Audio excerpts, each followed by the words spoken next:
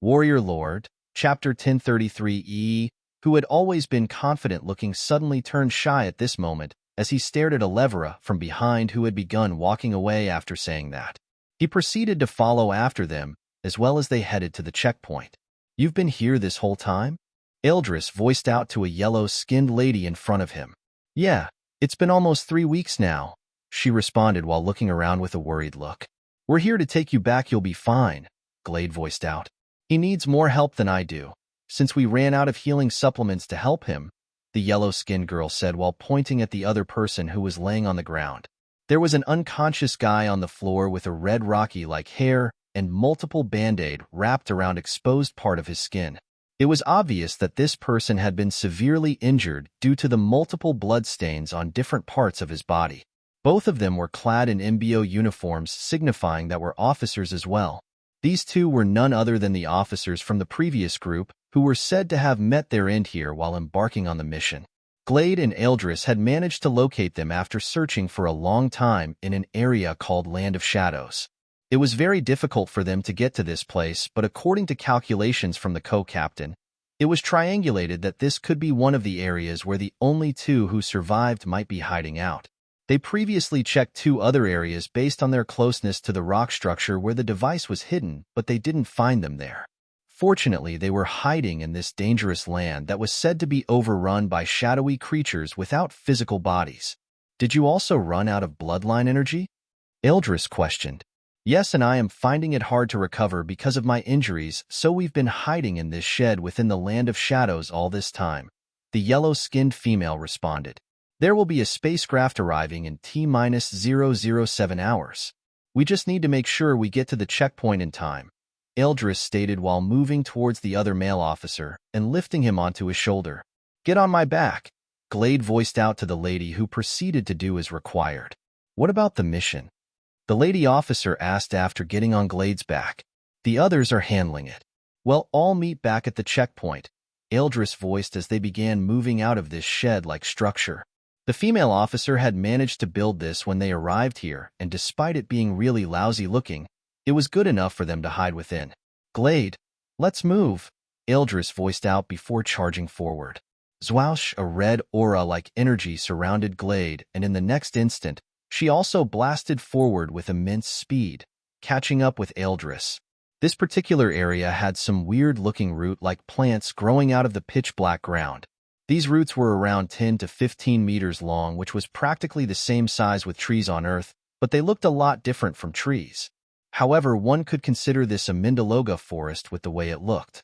While Edelris and Glade sped forward across this Land of Shadows, some weird black streaks could be seen moving from root to root. "One on your 6, Eldris voiced out. Glade suddenly spun around at this time as a 4-foot-long red sickle appeared in her grasp. Fwyi, she swung it out, and it phased right through a shadowy figure that just leaped from a tree. However, the moment it passed through, a suction force came from the sickle which ended up pulling the shadowy figure into it as it repeatedly spun across the air. Glade had already turned right back around after throwing the sickle, so she never stopped running forward. Warrior Lord, as they sped through the mist of these multiple root-like trees, more of these creatures attacked from every angle, and Eldris, who was able to grasp every aspect of his surroundings due to his heightened senses from closing his eyes, informed Glade of every position these creatures were appearing from. It was easier for Glade to deal with them as the lady on her back held onto her body, so Glade didn't have to be bothered about her hands being occupied.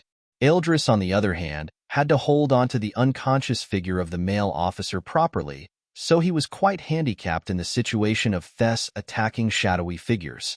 Fortunately, Glade was able to deal with every single one of them as they dashed across this territory. "Be careful not to awake the big one," the lady officer voiced out. "Big one?" Glade and Edelris voiced at the same time with looks of confusion. In the next instant, the entire vicinity began quaking heavily. GHHBBBLLHHHHHBBB. The dark roots vibrated intensely as this quake went on for a couple of seconds. "Shit," the lady voiced out.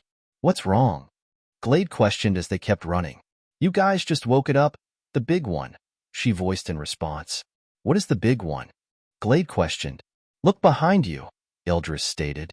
Glade turned around and could see dark strings pulling out of the ground in some areas as the ground spilt open. A massive circular-shaped shadowy figure with multiple dark strings attached to its frame that acted as arms and legs could be spotted reaching out from the ground. "Move away," Eldris yelled out as he leapt towards the left. Glade managed to leap towards the right in that same instant, and a dark line cut through their middle before slamming into the ground in front. Bang! Krrrryychhh, the ground instantly split open upon the collision and dark flames burst forth from the cracks. Both of them instantly felt the temperature increase by a couple thousand degrees. The flames had not made contact with them, yet they felt like their skins were being cooked by the temperature increase it was causing. "You couldn't tell us about the big one before?" Glade voiced out with a tone of wariness as they kept running forward looking to escape this creature. "My bad. There's actually 3 of them, but hopefully we only have to deal with this one," she voiced with an apologetic tone. "Glade, jump!" Eldris yelled out once more. Both of them proceeded to jump upwards in the next instant, and 2 dark strings from the creature's body slashed across their previous position below. It ended up ruining a couple of roots due to its powerful destructiveness, and once more dark flames oozed out of anything the strings made contact with. "Jade, can we beat this thing?" Eldris was starting to get mad from the intense heat wave. "You'd have to be at least kilo rank to kill it, but you two are a rank below like me," the injured female officer responded while shaking her head. "I'll take my chances," Eldris voiced out before opening his eyes. Zuawa's hissing. The vicinity instantly turned colorless, leaving things transparent unlike how it would be before, with everywhere turning black and white. "Glade, catch," Eldris voiced out as he leapt into the air once more, towards Glade's direction, and dropped the unconscious body he was initially carrying. Glade caught the body of the unconscious officer and leapt continued running forward as Eldris turned around. "I'll catch up with you later," Eldris voiced out as his beautiful eyes stared in the direction of the circular shadowy creature. It made a weird squealing sound after seeing that one if its prey had stopped to face it. Moving forward slowly, the creature stopped several feet away from Eldris, sizing him up while also trying to intimidate him. After staying in position for a bit, and seeing that Eldris did not buckle, it charged forward once more. "Color separation," Eldris muttered softly as he joined his index and middle finger together. As the creature leaped across the air towards Eldris while firing out its multiple dark strings towards him, he stabbed forward with his 2 fingers. A weird phenomenon happened in the next instant as a multicolored glow appeared at his conjoined fingertips while they stabbed forward. A group of 4 in dark suits could be seen approaching an area behind a mountain. 3 of them were males while the 4th was a female. "We've finally arrived," E voiced with a tone of relief as they arrived behind the small green-colored mountain. "Took you guys long enough," a familiar voice was heard from up ahead. "Angie, as expected you got here first," E voiced with a light chuckle as he moved towards her position. "Been here for hours wondering when you guys would get here," Angie voiced with a slightly frustrated tone. Chapter 1034. Angie was currently seating on a small rock up ahead and had a slightly bored look. "You're truly as fast as they say you are," Co-Captain Davidson voiced in surprise after finding out she had been here for hours. "How long till the spacecraft arrives?" Angie questioned. 1 hour left, Davidson responded. "What about Eldris and Glade?" she questioned while looking around. "They must be close by. I should be able to contact the command from here and let them know of our status so we don't have to spend any longer time in this dump," Co-Captain Davidson stated as he began tapping on the device in front of him. It turned out they were unable to contact the command since they had acquired the device, or this whole situation would have ended already.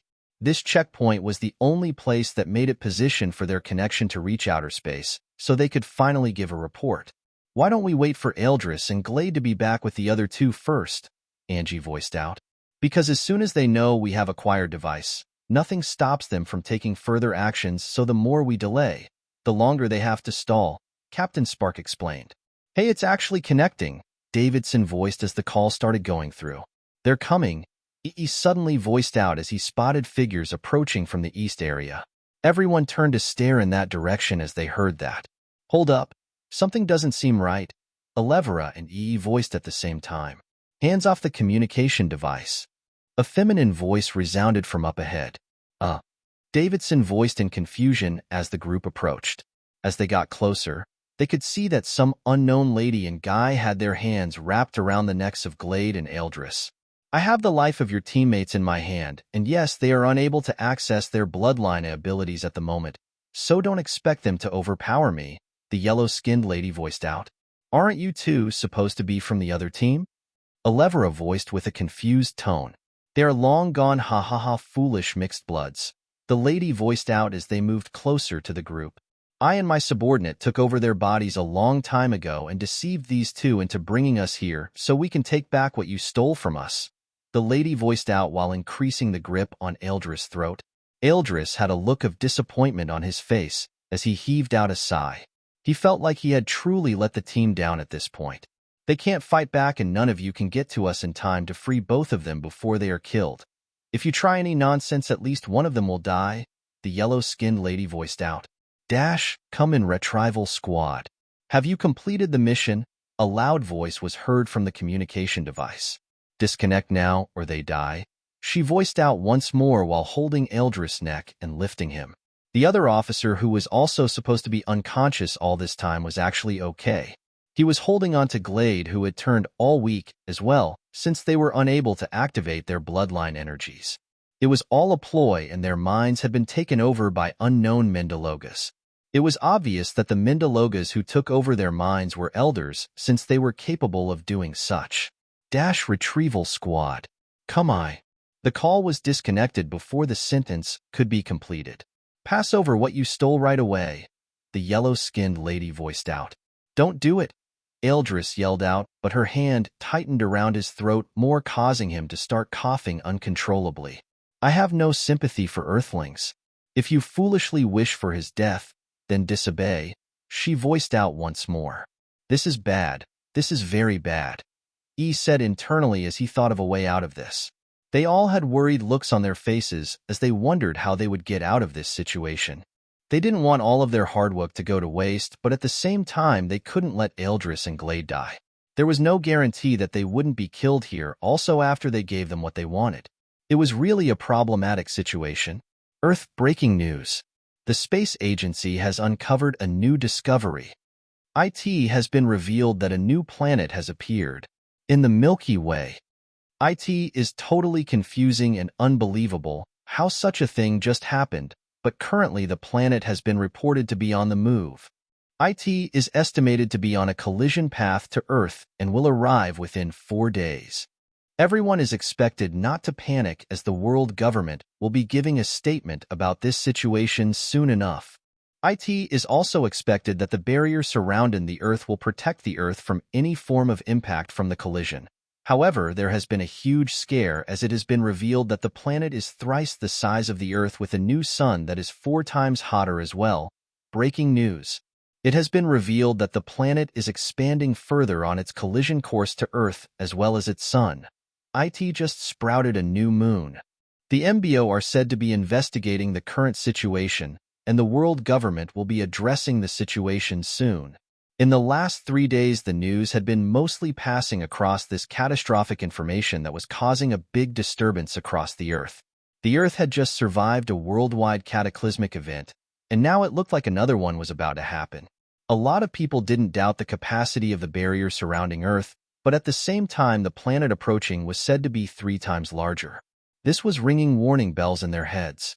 Currently, the MBO was getting lots of queries and disturbing calls from the world government and even the people themselves. Space, yes sir, it just passed us by. Dash, why have you not made contact yet? We tried to. The problem is not the speed. The problem is the energy waves it spreads across the vicinity. It makes it impossible to get close. Are you telling me you lots missed it again? What are you doing up there then? Sir, they'll send you a data of the energy readings after a few moments of silence. Dash, what? How is this even possible? We need an alpha rank mixed blood. No other mixed blood will be able to come close to this moving planet. Dash, all right, we'll get back to you. We need to be quick on this, sir. In 1 day time it will arrive at Neptune's orbit and no doubt destroy the entire planet with how fast it's moving and its size. That's if the planet's sun doesn't even end up burning Neptune to a crisp, and you know what planet is next after all the other planets have been razed through, sir.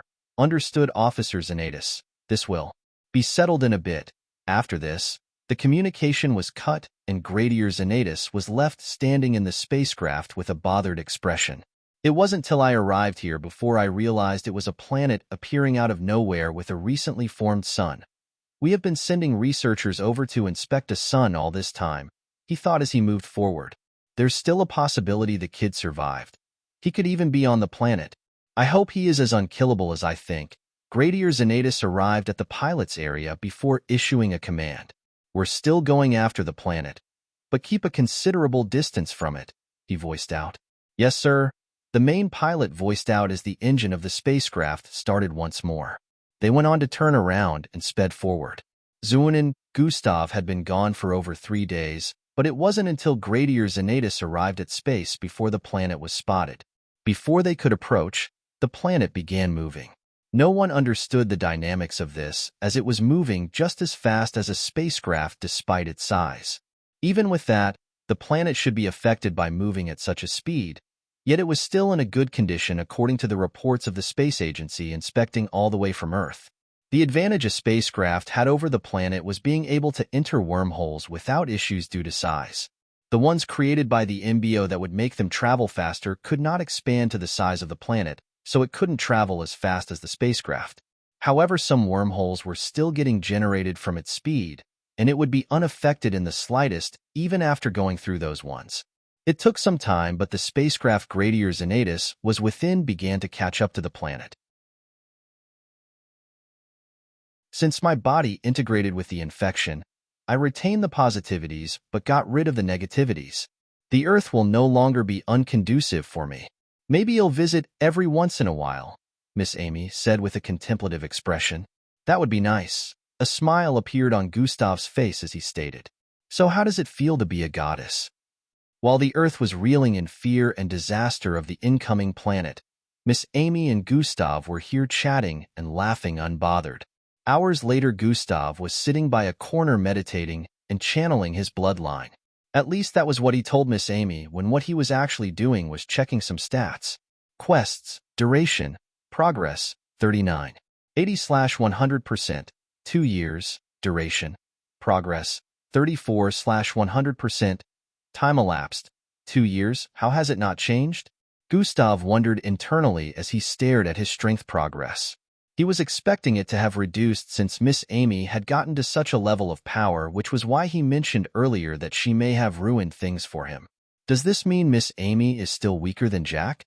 Gustav felt it didn't make sense, because no matter how Miss Amy tried to downplay her strength, nobody else in the history of mixed bloods had managed to create their own planet. It was no small feat, and he had also been in the presence of both of them, so he could sense an unfathomable level of power that wasn't present initially in Miss Amy and never present in Jack. Hold on, she mentioned something about not being a normal mixed blood again after integrating with the ashy infection. This thought began to circulate in Gustav's mind. Does this mean the stats don't count Miss Amy as a mixed blood anymore, so there are no changes? Looks like you figured it out, the system suddenly voiced in his mind. So I'm right? Gustav stated. Partly. There are 2 reasons why Miss Amy's newfound strength did not affect the stats. First, she's a different type of mixed blood after the integration with the ashy infection. Secondly, she created her own planet, so that practically means she's no longer an Earthling, the system explained. I guess that makes sense. Gustav responded internally. He heaved a sigh of relief after this whole realization. His progress wasn't affected and won't be, except Jack suddenly got a huge boost in strength. The thing about being weaker was the fact that his improvement rate was faster than theirs, because the stronger they became, the harder it was to advance. They were the strongest in the entire galaxy, and even across the universe, Miss Amy and Jack had always been considered amongst one of the strongest. Gustav was ecstatic about this as well, because even though Miss Amy now had her planet and would be away most of the times, he now had someone on his side who was potentially the most powerful in the world. This was a huge win for Earth as well, because Miss Amy having her own planet wouldn't stop her from protecting Earth. A few hours later, Gustav opened his eyes as he sensed something. He stood up and turned to look in Miss Amy's direction. Someone is coming, Miss Amy voiced out as she stood in place. A blinding bright light covered her in the next instant, and she was clad in a long silver outfit. It looked majestic and overbearing as she stood in place like a true deity, because that was what she was at the moment.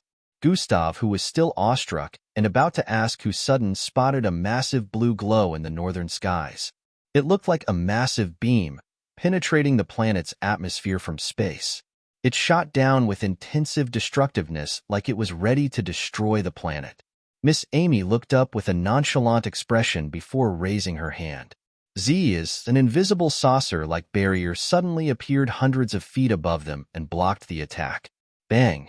The sound of collision as it hit spread across the vicinity heavily and caused the entire environment to start quaking. Gustav could feel the immense pressure radiating from the attack, and he knew this wasn't the type of battle he could get involved in. He turned to the side as he sensed something. "Miss Amy," he voiced out. "Don't worry," Miss Amy said as she snapped her fingers. A dome suddenly appeared around Gustav as multiple invisible saucer-like barriers appeared all over the vicinity. Bang, bang, bang, bang. 7 more bluish destructive beams descended from above with instantaneous speed, all slamming into the multiple barrier that Miss Amy had created all across the place. Chapter 1036 Despite all these attacks getting blocked, the speed of the planet's movement had slowed down a little due to its intense power. Miss Amy looked upwards and began to float across the air. Her entire figure was still glowing intensely as she rose into the sky. "Stop being a bother," she voiced out with a light tone that surprisingly traveled so far. It reached space. The person responsible for the multiple attack flew across space, following up with the movement of the planet. He heard the voice and his face squeezed up. He was clad in a blue jacket and hat. His eyes glowed blue completely, and his body had a destructive aura oozing from it. "So you are the one responsible for this? Halt the movement of this planet right now, or I will destroy it," he voiced out with a loud voice as well from the upper atmosphere of the planet. "Destroy? You're a million years too young to successfully do so." Miss Amy's voice traveled out from the planet to space once more. This mixed blood, who was obviously an alpha ranked, instantly got incensed as he heard that. "Starlight enhancement," he voiced out with a loud voice, causing all the stars within range across space to start oozing out a stream of energy. These energies flowed towards him from every direction of space as his body glowed up with a more destructive blue aura. A massive blue circular-like beam which looked as gigantic as the Earth's moon appeared below him. Zing, zing, zing, zing, zing. That wasn't the end, as multiple others appeared as well and surrounded the planet from every corner. In a few, over 30 of them had appeared, and one could tell that even a single one of these destructive circular beams was capable of wreaking immense havoc. It would be unwise on your part to keep this up. Any further act to damage my planet will be seen as a malleable act, and I will not hesitate to destroy you. Miss Amy's calm but very loud voice drifted into space once more. The alpha mixed blood totally ignored her warning, and his hand that was raised initially swung downwards. Fwyi, fwyi, fwyi, fwyi. All of the moon-sized bluish beams hurled down towards Miss Amy's planet with intense speed, ripping through space as they carried destructive energy along with them. Miss Amy planet suddenly came to a stop at this point as a whitish barrier appeared and surrounded the entirety of the planet that was 3 times the size of Earth. "As if that's powerful enough to stop my rain of destructive balls," he voiced out as he watched the balls collide with the barrier and let out destructive energy. Boom, boom, boom, boom, boom, boom. Destructive ripples were spread across space upon collision as the massive moon-sized beams exploded with intensity. The man stood in place with a look of gratification as he felt he had handled the situation. However, in the next few moments his eyes widened with a look of disbelief. As the destructive waves cleared, the planet was still whole without even sustaining a single damage. The barrier that had surrounded it at the last second was not even cracked in the slightest. Neither was there a scratch on it. He couldn't believe his eyes as he stared at the planet. "Did I suddenly turn weak?" he muttered with a tone of confusion. "No fool, but you're weak against me," he heard a feminine voice from right beside him. The instant he turned to the side with widened eyes, a hand had already stretched out to grab him by the throat. "Didn't I warn you to stop, Fred?" Miss Amy questioned as her hand tightened around his throat. AI, me? He had a look of disbelief on his face as he saw who it was. How did she appear beside me without me realizing? Isn't she reported missing? How is she related with this whole emergency situation? He had so many questions running through his mind at the moment. I have no ties to you, so I have no problem in destroying you right now, but I am considerate enough to not cut down Earth's strength, so will spare your pathetic life, Miss Amy voiced out before letting him go. He breathed in and out heavily after she had let go of his neck. How did I suddenly lose all my strength the moment she grabbed me? It doesn't make sense. Our strengths weren't too far apart initially, but now it's like she has unfathomable power.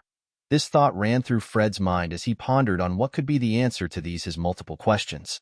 Get out of here before I change my mind, Miss Amy stated as she began to float downwards towards her planet. Wait, please wait, Fred called out quickly before she was out of sight. What is it? Miss Amy questioned with an hostile tone. No one had any idea that you were responsible for this. They are just worried that this is a threat to Earth, Fred tried explaining. No need to be worried. I have almost arrived at my desired destination before you interrupted the journey, Miss Amy voiced before flying downwards. Zwaiwai, she left him floating there with loads of questions still running through his mind. He was really interested in asking her, but he knew better than to try and be invasive again after what had just happened. Fred was considered the third most powerful mixed blood after Miss Amy and Jack. It was always debatable about who was more stronger between Miss Amy and Jack amongst the MBO, but Fred was undeniably third place.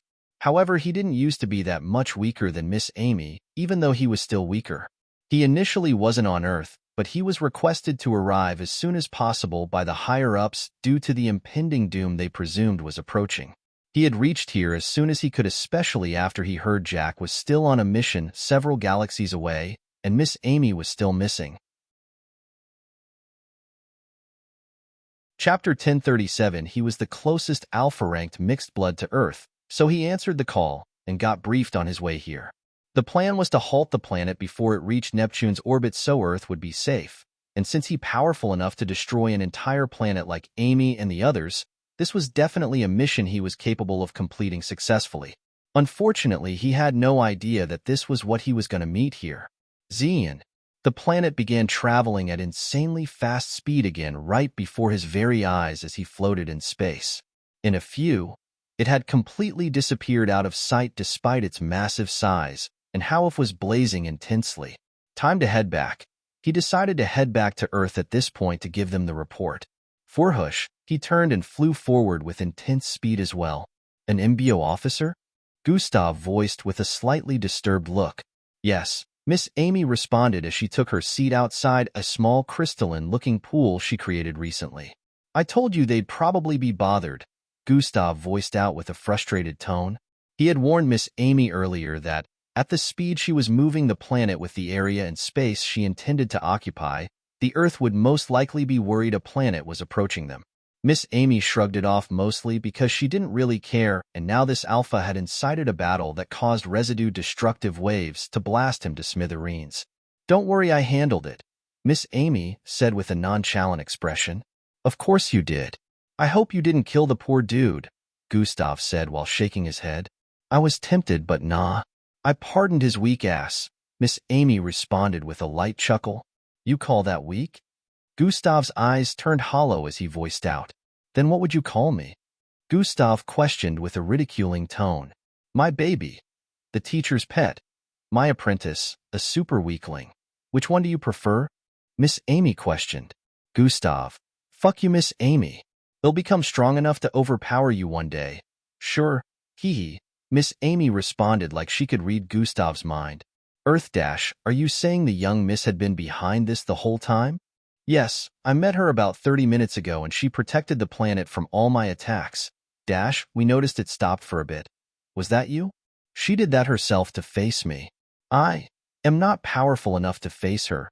Dash, is she in hostile? Dash, has she finally turned against Earth? Dash, what exactly is her motive? Within a boardroom while multiple MBO higher-ups, Fred could be seen standing in front as he narrated his experience to them. She hasn't turned against Earth. She has almost reached her destination. The planet should stop moving soon. Dash, so you're saying the planet belongs to her? So she implied. Dash, we should take this as an attack on Earth and deploy forces to stop her right away. Dash, I agree. She must have turned and became an enemy of Earth now. Dash, gentlemen, let's relax a bit. According to Fred, she hasn't arrived at her destination. Dash, will you take responsibility if we decide to wait and eventually she doesn't stop at where she claimed she would? Dash, will you take responsibility for slow inaction because the Earth might get destroyed before we're able to act? Dash, there won't be any responsibility to take when we're all dead. Dash, I don't see any reason why she would want to destroy Earth in the first place. Dash, can we just hold on and find out how long till she arrives at her expected destination? Dash, let's take action right away. The boardroom turned rowdy as some of the higher-up proposed for action to be taken immediately. Some decided to stick to waiting. Dash, sirs, I believe the young miss had never acted nefariously against the Earth before, so yes, she deserves the benefit of the doubt. Gradier Zenatus, who happened to be in the meeting with them, voiced out. He was allowed to join the meeting as he had been in charge of the investigation since the whole situation began weeks ago. However, since he was still in space, he joined the meeting in holographic format. He was still watching over the planet. Officer Zenatus makes a good point, Fred voiced out as well after seeing the higher-ups argue all this time. Internally, there was a reluctance building up, especially after seeing how powerful Miss Amy was.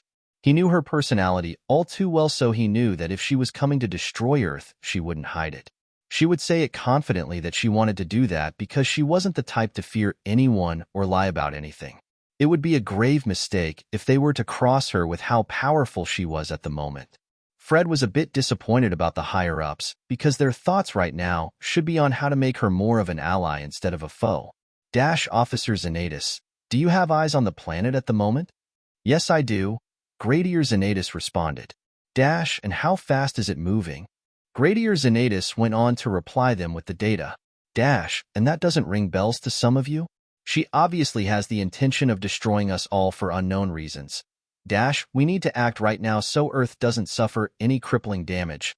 The higher-ups began to argue again about which step to take, and they decided more A4-ranked mixed bloods will be sent to stall the planet's movement while more troops are gathered to take Miss Amy down. Since Jack was currently unavailable, they had to gather multiple Alpha-ranked to match his strength. They still didn't believe Miss Amy was stronger even after Fred's narration. Sirs, Gradier Zenatus suddenly interrupted their planning. Dash, what is it, Officer Zenatus? The planet is slowing down, he voiced out. Dash, huh? Are you sure?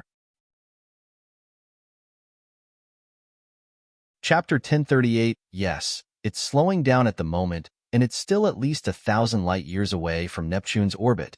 Its sun, which was also traveling, is 2,000 light-years behind it and is also slowing down, Gradier Zenatus reported.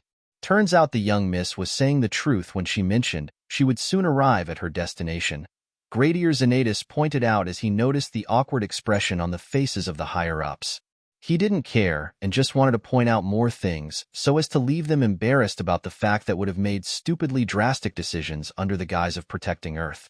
Dash, keep watching the planet and report to us the moment it comes to a stop, one of them voiced out. Yes, sir, Gradier Zenatus responded respectfully.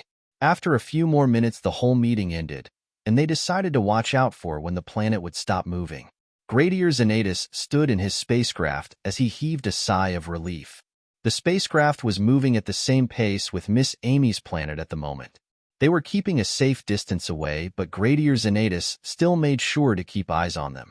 This means the kid is probably still alive, Gradier Zenatus muttered with a look of relief. With how Fred had narrated the whole scenario with Miss Amy, Gradier Zenatus was sure she wouldn't let Gustav just die like that, especially in a situation that she was related with. You're truly unkillable, kid. At this point, Gradier Zenatus just had to accept it.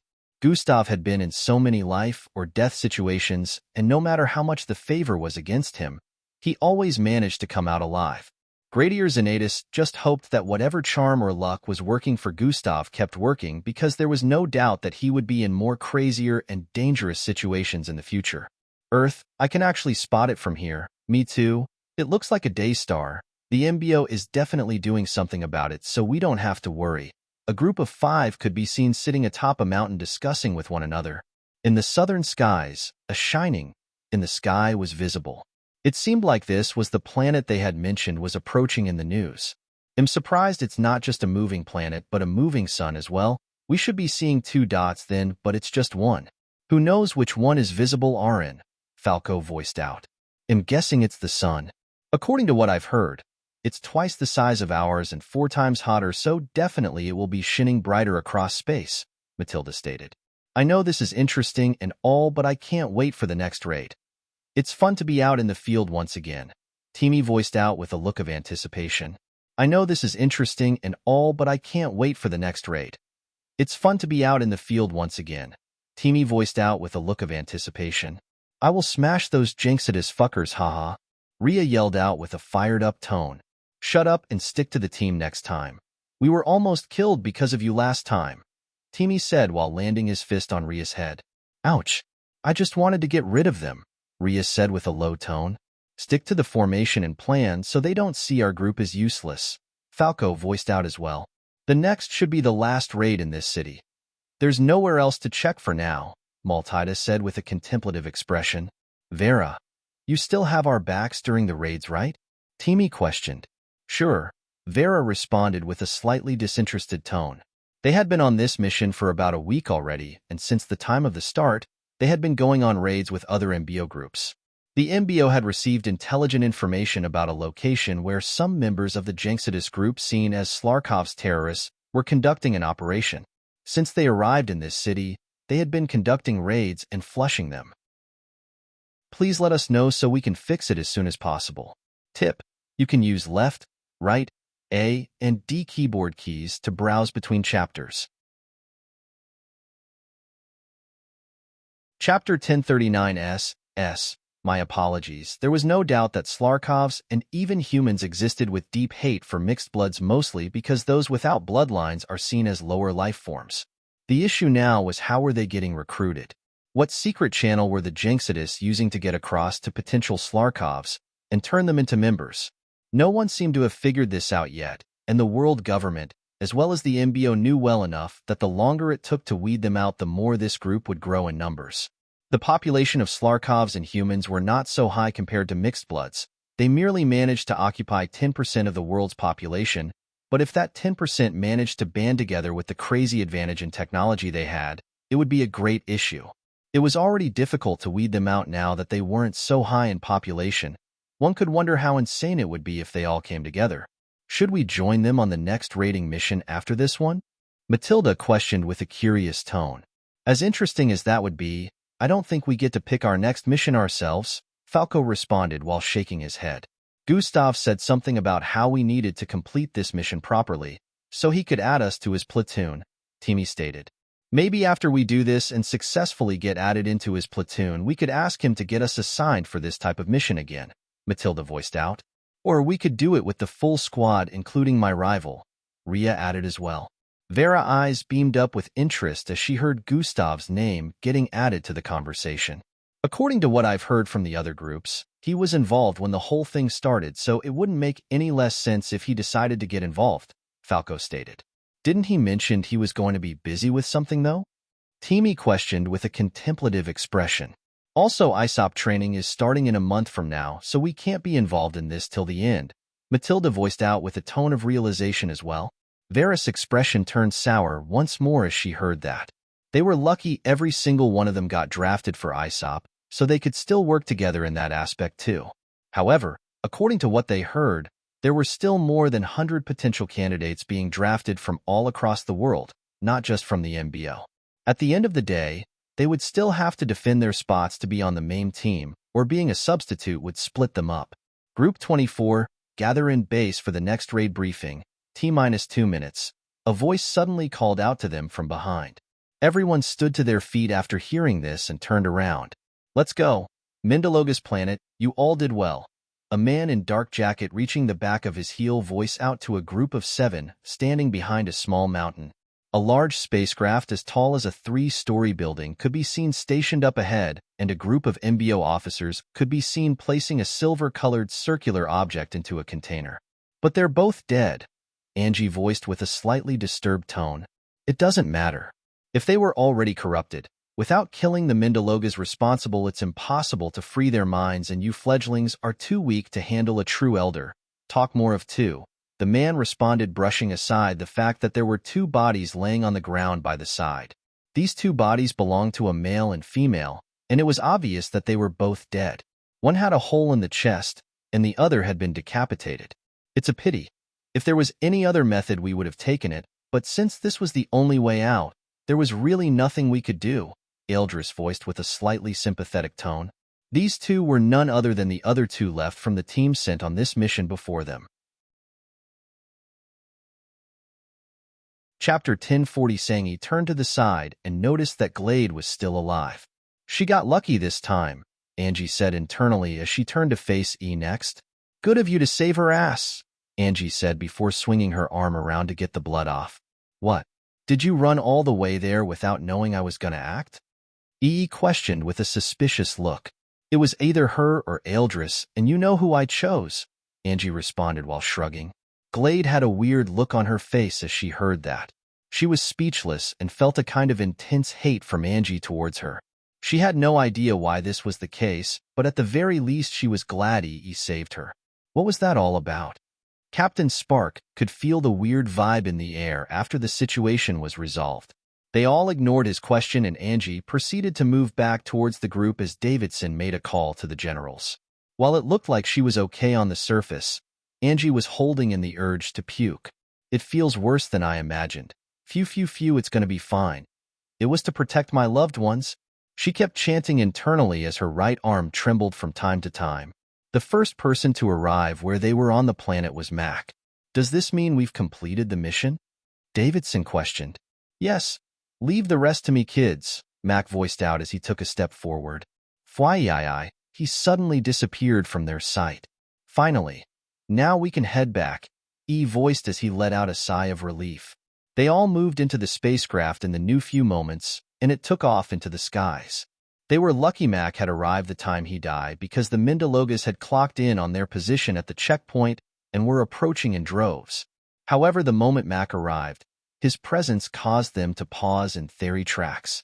The only item they had as leverage against him and against their planet falling were now in the hands of the MBO. They really had nothing to use against Mac, who was more powerful than every Mindaloga elder on the planet. Mindalogas were considered pretty strong in the universe, but compared to Earth with powerfully mixed bloods like Jack and Miss Amy, they really didn't stand a chance. They had breached the treaty that practically protected them from the invasion of more powerful planets with their initial actions, so they couldn't call for help. Earth had every right to do whatever they wanted to the planet, since they didn't start the whole situation. EE and the others no longer had any business here. Mac and the others would handle taking over the planet and subjecting its people. They had played their parts, although not without casualties. They were free to head back now. It had been a week since they were gone, and it would take another 3 days of journeying before they got back to Earth. They were unaware of Earth's current situation with the whole new planet issue, but they would find out sooner or later. So this is where I get off, I guess, Gustav voiced out as he looked around. The scenery was a whole lot better than before. A few cat-like animals moving about, lushy green fields and sparkling pool-like lakes. The clouds looked more beautiful than Earth's, and Gustav couldn't help but admit the air here was fresher than that of Earth's as well. Now that you can create life, do you plan on create any human life forms? Gustav questioned. Not at all, Miss Amy replied as she walked out of one of the lakes. Her entire body dripped of wetness as the white robes like cloth she was clad in glued to her body. Any man that stared at Miss Amy at this point with her beautiful but cold face and her glamorous-looking body would definitely gulp down saliva. Her majestic bearing and alluring body was immensely hot, but Gustav, being Gustav, stared at her with an unbothered expression. I do plan to create other life forms, but aside copying the looks of animals from Earth, I won't be copying any other life forms, Miss Amy voiced out once more. It will take some time before I achieve what I have in mind, but nonetheless I will visit Earth from time to time, and maybe even protect those idiots when they need my help, she added. I have to get off here. I have things to get back to on Earth, Gustav listed out with a tone of difficulty. Why the rush? Miss Amy questioned. Earth is still a bit distant from here, and I have spent longer time away than I intended to. Miss Amy cut Gustav off before he could finish. They should be arriving at any moment, so no need to rush. We'll go together, she stated. Who? As Gustav threw this question out, the answer appeared in his mind. The MBO? He voiced out next. They're here already, Miss Amy stated in response. Gustav's eyes squinted as he wasn't sensing anything from his surroundings, but after a minute he stared at the eastern sky. Zun. Several spacecraft suddenly appeared in the skies, moving towards their location. Are you ready to go home now? Miss Amy said with a smile as she turned to stare at Gustav. Minutes later, Gustav and Miss Amy were on their way back to Earth. The MBO officers had politely asked Miss Amy for an audience on Earth, according to the MBO higher-ups. She wanted to use this opportunity to see Earth once more before she went back to focusing on developing her planet. She left a barrier surrounding her planet in the meantime, just in case anyone tried anything shady while she was away. She would sense it the moment there was an issue. Chapter 1041. I just knew you'd be okay, kid. Gradier Xanatus voiced out within the spacecraft. He had a look of relief now that he had truly confirmed Gustav was alive. Gradier Xanatus was amongst the officers sent to humbly request Miss Amy's visit to Earth, and his spacecraft was specifically the one bringing them back at the moment. You did a lousy job of keeping him safe, Miss Amy voiced out from the other end. Gradier Xanatus froze in place as he heard that. Young Miss, Gustav is quite the trouble finder. He never listens, Gradier Xanatus explained. I would have shred Earth to its very last atoms if anything had happened to him, Miss Amy voiced with a nonchalant look. Her tone didn't sound very serious, but Gradier Xanatus was well aware of how she nearly destroyed Burning Sand City because Gustav was missing. They knew just how capable she was, especially now that she was way more powerful than before. It's nobody's fault except mine. He tried his best, but yes, like he said, I wanted to investigate the situation despite its danger because I could sense a connection. And I was right, Gustav voiced out, trying to calm Miss Amy. They glided through space for less than an hour before arriving back on Earth. By the time they did, it was already nightfall. There were tons of MBO officials awaiting their arrival the moment they landed. It had already spread all across the MBO that the person responsible for the new planet was Miss Amy. The world government had not made it public yet because they still wanted to have a meeting with Miss Amy before they could decide on how to proceed with things. The meeting began almost instantly and Gustav had to wait in a secluded area as he wasn't allowed to participate. It was only for MBO higher-ups, and about 2 world government leaders were present at this particular location. Gustav didn't mind staying out of it because he knew Miss Amy would be able to handle any situation herself. This meeting was taking place within the MBO Tower in Plankton City, so Gustav decided to move around after a while. Officer Crimson, someone called out to him while he was walking along a corridor. Yes? Gustav responded while turning around. There's someone looking for you, the female officer who called out to him stated. Huh. Actually, they've been looking for you for the past 3 days now, but you were off planet, so I asked him to wait. Who? Within the boardroom where the meeting was going down, questions were being thrown out occasionally. Just relax, oldies. My planet poses no threat to Earth. It will maintain its current distance from Earth, and there will never be a confrontation in the future, Miss Amy voiced while rolling her eyes. Dash, how did you manage to achieve such a feat? Dash, will you still be a part of the MBO? If you're asking if I would still protect Earth when it's necessary, then nothing to worry about. My planet and Earth will be allies, Miss Amy voiced out. Dash, how about letting Earth commandeer your planet? We'll share the resources it has to offer. Silency, what did you just say? A sudden, powerful pressure suddenly descended upon the entire place as Miss Amy voiced out. What did you just say? A sudden, powerful pressure suddenly descended upon the entire place as Miss Amy voiced out. GHB. The entire MBO tower began quaking intensely as this pressure radiated from Miss Amy, causing every single person to stare at her with looks of reverence. Dashwell. Your planet. The higher-up officer who had just voiced that out stuttered. He felt the immense pressure radiating from Miss Amy. They would usually not fear her since Jack Power was undoubtedly seen as the highest in the past, but now it seemed like a different case. The majestic and ethereal aura Miss Amy gave off was truly like being in the presence of a deity. If she could create a planet now, No doubt she could make everyone here disappear in an instant if she wanted to. She was practically on par with Jack at the Alpha rank, and now she had achieved the Beacon rank. What they didn't know was Miss Amy was really restraining her presence at this point, and releasing it fully would cause the destruction of Earth in an instant. I think what Grand General Curtis meant to say was Earth would very much like to be an acquaintance with your planet. One of the higher-ups quickly voiced out with a respectful tone, causing Miss Amy to calm down. Better. I like the sound of acquaintances, Miss Amy said before standing to her feet. This meeting is over, she stated before proceeding to walking towards the exit. The higher-ups sat in place for minutes with looks of relief on their faces as some of them bashed the other higher-up. Grand General Curtis, are you crazy? Instead of showing Earth's selfishness, why don't you come up with better cooperation ideas? She created a planet and is practically a goddess now. Best not to try and piss her off. Grand General Curtis had a disgusted look as he heard them speak. Hypocrites! Didn't you all agree to attack her planet a few hours ago? Miss Amy had left to go look for Gustav at this point, while the rest of the MBO officers within the tower were left to wonder why the entire building was quaking a while ago. So you just need me to sign some documents? Gustav questioned. Yes, or it'll be put back in camp till I reach the age of 16, Indrik responded. I denounced the Oslov name, though so legally we're not related, Gustav reminded. Then you can act as a guardian, please, Indrik begged. Okay. Gustav finally gave in and collected the required documents from Indrik. It took a couple of minutes for him to finish, but he proceeded to pass them to Indrik afterwards. Chapter 1042, Thank you, Indrik voiced in response after retrieving them.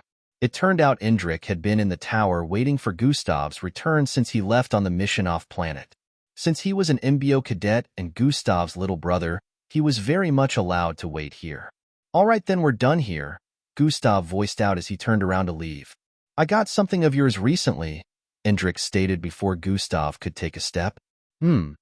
Gustav muttered as he turned around. It's yours, but you can't use it just yet, Indrik added. Then what's the point? Gustav questioned. Just come with me, Indrik voiced out as a glowing green dot appeared on his forehead. To where? Gustav questioned. Fusarius, Indrik called out, and a bright green glow engulfed them in the next instant. Miss Amy, who was approaching this area from the south, spotted a glimpse of Gustav and Indrik before they disappeared. Oh, two fixed their relationship? She voiced with a tone of amusement. He really has grown in every aspect, especially mentally. A smile appeared on her face as she muttered.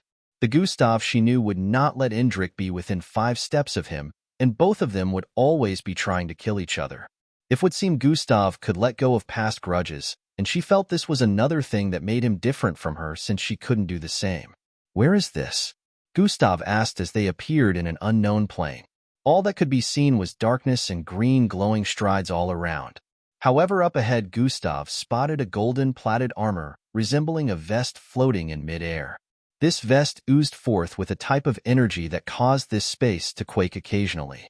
Gustav could tell that it was sealed, yet it was immensely powerful.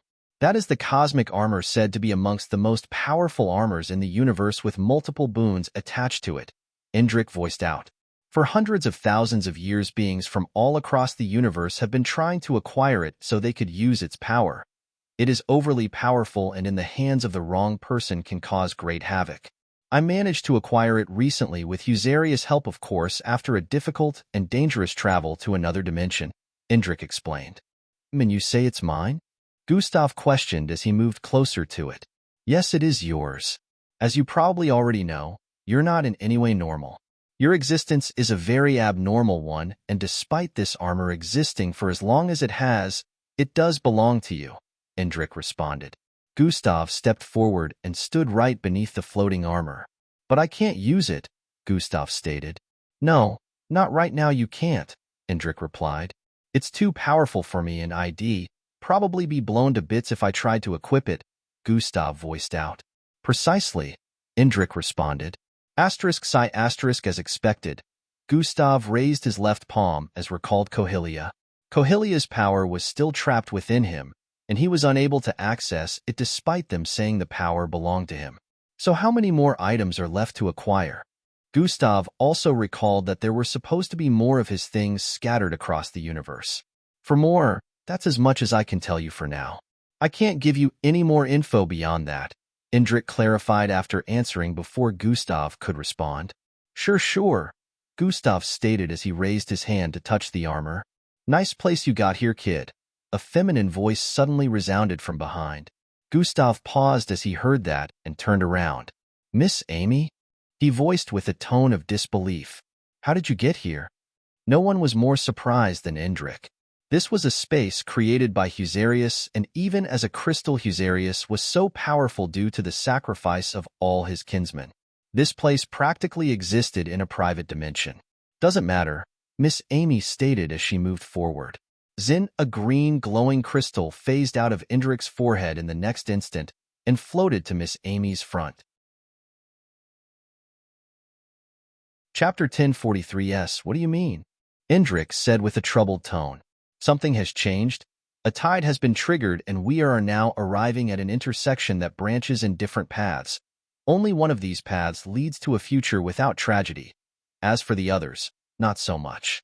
While some are not filled with so much tragic events, just a single tragic event could cause so much catastrophe in his life which could eventually lead to a dark awakening, Husarius voiced out lengthily. It's confusing, Indrik stated in response. The fates always are. Husarius heaved a low sigh. What are the chances of following the path without any tragic event? Indrik questioned. A few minutes ago, it was 0.3%, but it has decreased even further now. It's 0.1 and it keeps decreasing by the minute, Husarius answered. What? Indrik could not help but voice out in shock. What is it? Gustav voiced out as he turned around with a confused look. Keep it from him or anyone else or the situation will worsen, Husarius quickly cautioned. Oh, nothing, I was just practicing for something, Indrik voiced in response. Gustav's eyebrows creased as he heard that. His face shone a look that made it seem like he was saying a bit weird to be practicing such in a place like this, but Gustav brushed it off and turned back around to keep observing the armor. What is causing this? There must be a reason why it keeps decreasing, Indrik questioned with a low but concerned tone. There is, but I haven't figured it out. If I was to guess, I'd say it must be the same thing that caused multiple future branches to appear. Originally there were only 2 paths, but now there are more than 10 of them. Whatever caused the branches to increase is also reducing the possibility of following the non-tragic path, Husarius explained. What can we do about it? Indrik asked. For now, wait. One thing about the fates is, the more you try to influence according to your desired outcome, the worse it's most likely to become. There are beings in the universe such as myself capable of not just connecting with the fates, but tampering with them as well, but we all make sure to refrain from doing so because there will always be an inescapable future consequence, Husarius voiced in response. I'll keep checking for now, so just wait until I have something for you. But I must ask you, are you ready to get your hands bloody for the sake of your brother? Husarius questioned. Indrik stared at Gustav from behind at this point as memories began playing in his mind. Playing as kids to growing up as enemies, and him really being amongst the villains in his big brother's life. I have failed him in the past. I will do everything to atone for all the wrong I have committed. So long as I am able to keep him safe and away from pain, I'll do anything. He has suffered enough already, Indrik said with a sentimental tone. All right then. Prepare yourself because you might have to do some really troublesome things to keep that motive, Husarius added. Chinim. Indrik nodded in response. Hey, when am I going to be strong enough to equip this? Gustav questioned internally. You'd have to be close to the alpha rank, the system responded. Damn, that's still very far away. Is there even any item I own that I can use with my current level of strength? Gustav questioned. Just one, the system replied. Which is? Gustav questioned once more. Good try. You know I can't reveal that until we arrive at the time frame where they are recovered one after the other, the system responded. Gustav, TSH, let's go. Gustav voiced out as he turned around. Too bad you won't be able to make use of it in the meantime, but it's gonna destroy this dimension, eventually cost. This place is not strong enough to hold it, Miss Amy voiced out. I can sense the space trembling as well. Gustav paused his movement as he turned around once more. It needs to stay here till you're strong enough to equip it, or every single crazy being looking for it all across the universe will come after it. It's like putting a target on our backs, cause it lets off a signature energy that will help them in pinpointing its location, Indrik explained. "My see," Miss Amy said with a tone of understanding as she snapped her fingers. Pa. An invisible field of energy was instantly erected around the armor.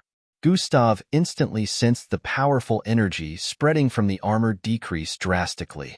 "I just put a barrier around it. This space will be able to hold it without problems now," Miss Amy voiced out. "Oh, nice," Gustav exclaimed before turning around once more. "I'm participating in ISOP. They'll join you in retrieving the rest, or at least help," Gustav said as he approached Indrik. "That would be a great help, but I believe you have some other matters to attend to after ISOP. There are other things you have to scour the intergalactic space for, but if you can help, there will be one where I will require your assistance." Indrik's statement made it seem like he knew everything about Gustav's plans, even though Gustav hadn't mentioned anything to him.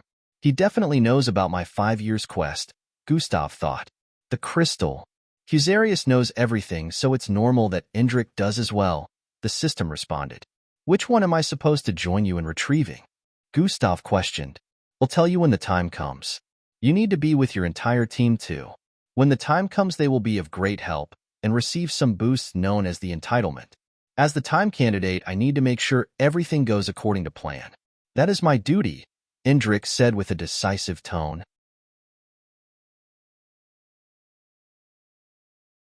Chapter 1044. Gustav had no doubt about Indrik being on his side at this point.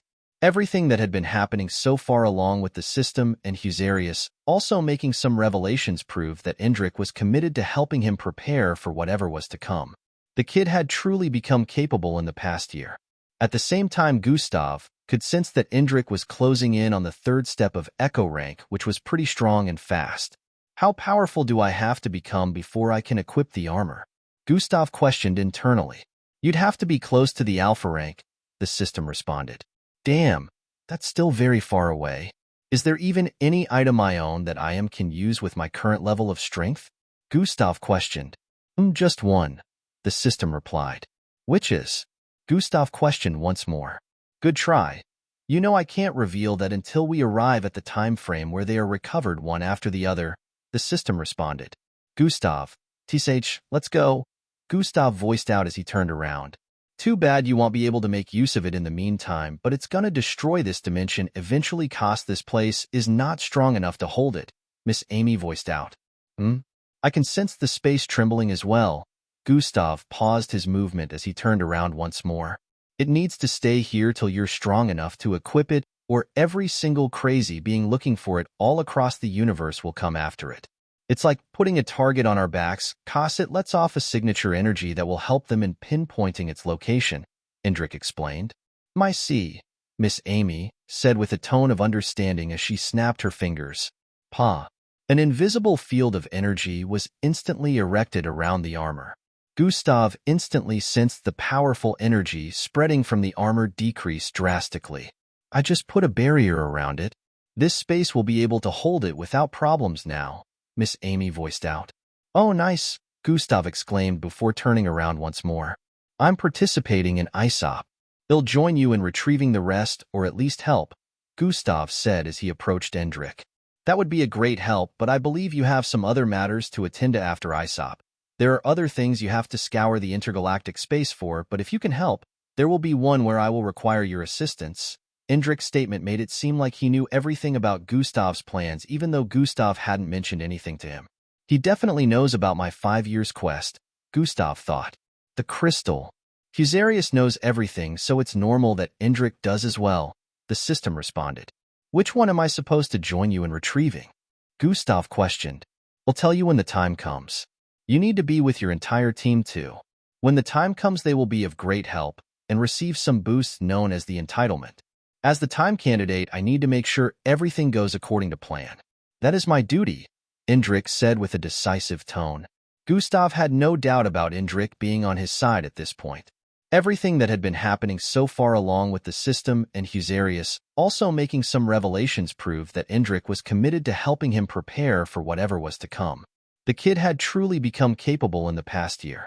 At the same time, Gustav could sense that Indrik was closing in on the third step of Echo rank, which was pretty strong and fast. Indrik was not in any way weak. He never was, even when he was younger, and now that he had received training, Gustav didn't doubt his capability. Maybe I should add him to my platoon. Gustav had this thought in mind. Although Miss Amy was that fast, it still couldn't be compared to Gustav's speed, as he was still practically a new officer, yet he was already at the major rank. Gustav was still a 19-year-old young man, so he still had a lot of potential, as did Miss Amy, but now she was no longer a part of Earth's forces. She was now beyond a world leader. She was a creator, a goddess, and she could make changes to whatever she wished to with a flick of her wrist. They chatted for some time as they had dinner, and after they were done, Miss Amy stood to her feet. "It's time to go," she voiced out as she moved towards the balcony of the building. "You're leaving already?" Gustav questioned, like he had forgotten he spent the last 6 days with Miss Amy. "I'll be back to see you every once in a while, and you can also come visit from time to time," Miss Amy said as a glamorous smile appeared on her face. "We both have a lot to do anyways. You need to focus on your plans and missions, and I need to develop my planet better," she added. "You've sure been smiling a lot these days," Gustav said with a suspicious expression. "Did I ever tell you how lonely it was for me in that dark dimension I was trapped within?" Miss Amy said as she moved closer to Gustav, almost making contact with him. "I never thought I could feel loneliness. I thought those emotions were fleeting, long gone, and I would only feel numb for the rest of my days since after my mother's death. Turns out I was wrong.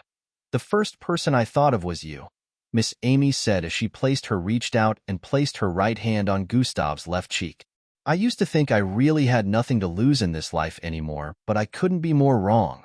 You, Gustav, have become more important to me than I ever thought was possible, and while I was away I wished for nothing more than to see this cheeky face of yours again."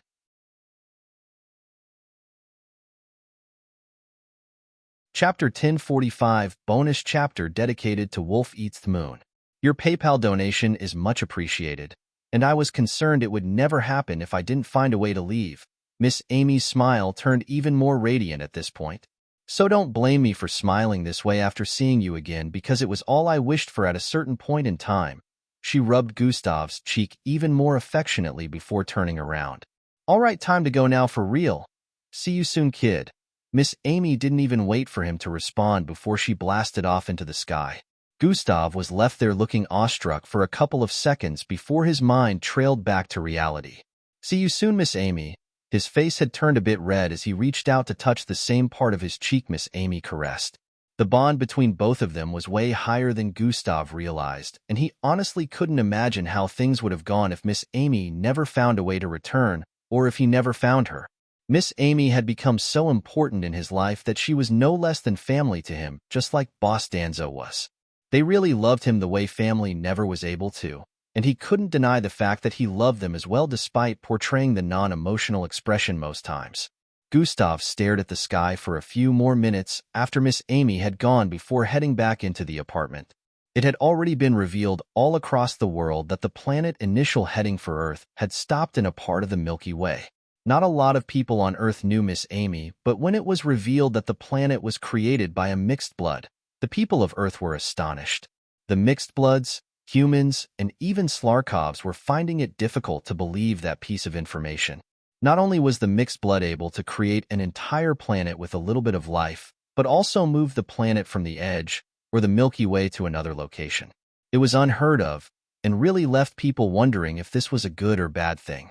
A lot of them felt this was good since Earth would have an extra place to stay if anything ever happened to Earth, and they also felt since 1OD their own was this powerful, Earth would have extra security and protection. Meanwhile, some felt it was too much power for one person since she was literally God now. What would happen if she suddenly went crazy? It would be so easy for her to wipe lives off the face of planets. At the very least, the government managed to stop the spread of panic and announced that they were in collaboration with the new goddess, and she had ensured she would remain a friend to Earth and offer help or protection when needed. Miss Amy had done a little video recorded announcement where she addressed the world because she didn't want to be interviewed by any press. She still hated being around people. The whole hype wouldn't be dying down anytime soon as all media outlets were talking about it, and it kept trending across social media platforms. It had also been revealed during this time that Miss Amy was the teacher of Gustav, and this further boosted the ideology that she would never turn against Earth since Gustav had saved the planet on more than one occasion. It's been a week now. Time to get back to the equipment I was building, Gustav muttered as he cleared the dining table. My dimensional bracelet is destroyed. Transportation would be a lot more difficult now, Gustav said with a frustrated tone as he recalled his dimensional bracelet got destroyed by the heat wave. I'll need to get another level 7? I guess it's time to call in a favor, Gustav muttered as he moved back and forth. The dimensional bracelet was a level 7, which was the rarest of all dimensional bracelets on Earth. At the Gustav acquired it, Grand Commander Cheyenne had mentioned only 5 were manufactured since the time of its creation, since the materials used in creating a level 7 was super rare. Gustav knew he wouldn't be able to get it again if he decided to check any of the MBO's weapon vaults in the different MBO bases. His plan right now was to cash in the favor Grand Commander Cheyenne owed him and asked for another level 7 dimensional bracelet. You really want to use the favor on this? The system questioned. I really need my flexible means of transportation back. It has saved my life so many times. Especially since I can't move as far in an instant, it is a great tool, Gustav voiced in reply. Not disputing the fact that it is, I'm saying look for other alternatives to getting it, or at least try to see if you can get it to be recreated or something, instead of cashing in your favor like this, the system explained. Yes, I already thought of that, but just in case it doesn't work out, I'd have to cash in my favor. See, Grand Commander Cheyenne would do whatever it takes to get me another one, but till then I guess, Gustav voiced as he took care of the dishes in the kitchen. I should get back to creating the space equipment in the meantime. After tidying up the entire place, Gustav decided to leave. This part of the city was quite secluded from the open parts of the city to make sure Miss Amy enjoyed her stay here without disturbance from anyone. Now that she had left, Gustav would have to relay this to the higher-ups since they still thought she was on Earth. Minutes later, Gustav was back in his room and proceeded to open the spatial room where he kept the sacred jewel before leaving Earth the other time.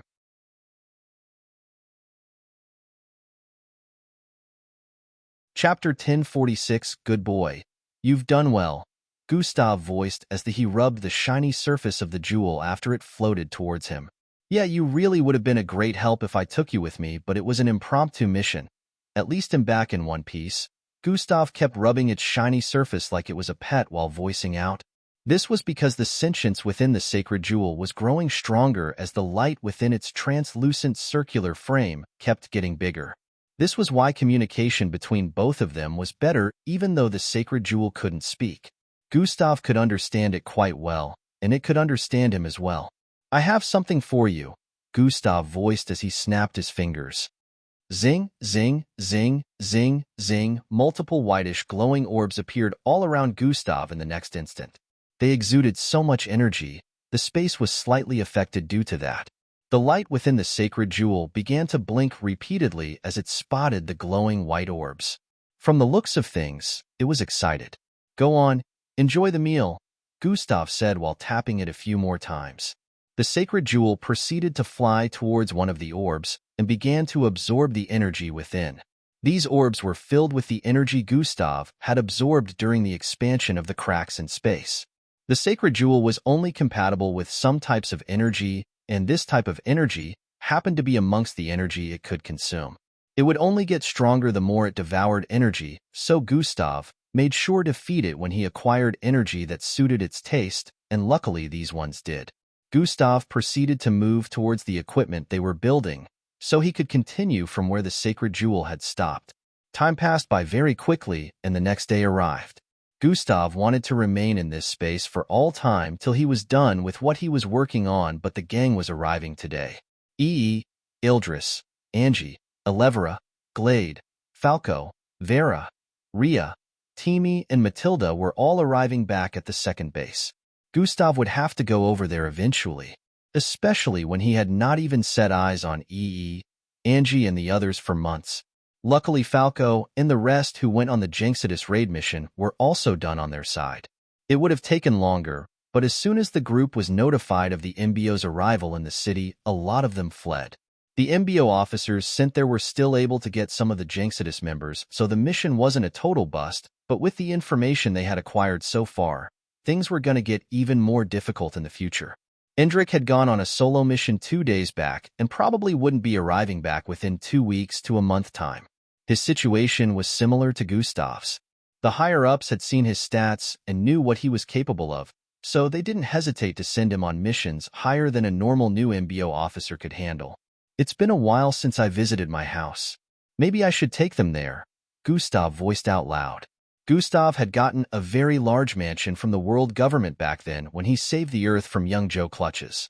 This house was located in another city because Gustav didn't want it to be anywhere close to Plankton City. If that happened, the world would know where he lived, and he knew staying in his house privately would be impossible. There would always be paparazzis or tons of fans at his doorstep each day, which would be a major turn-off for him. Gustav's house was located in another city, close to one of the largest deserts in the world. He knew this way, he would have privacy, and since he wouldn't go there every time, it would be very difficult for him to get spotted by anyone. I should probably get a private aircraft too, Gustav voiced as he moved out of the space.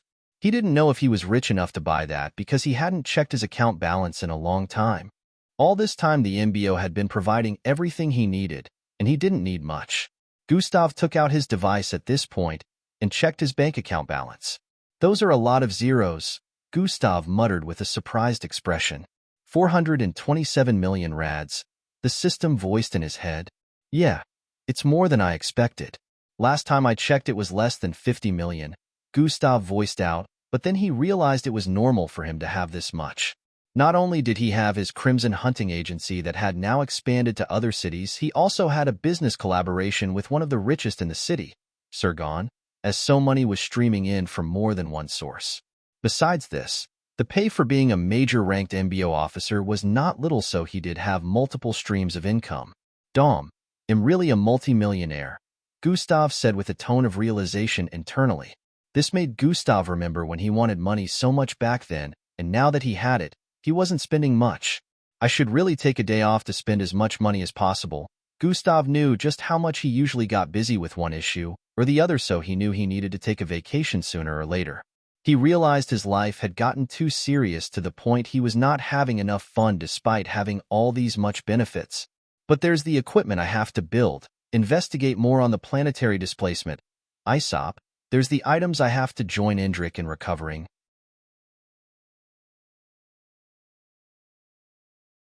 Chapter 1047.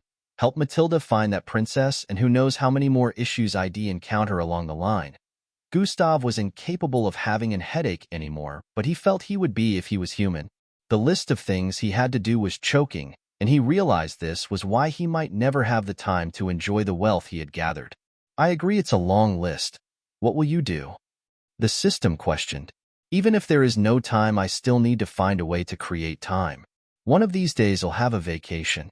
Problems are unending, so if I keep pushing my time to relax backwards, it will never happen, Gustav voiced out in response.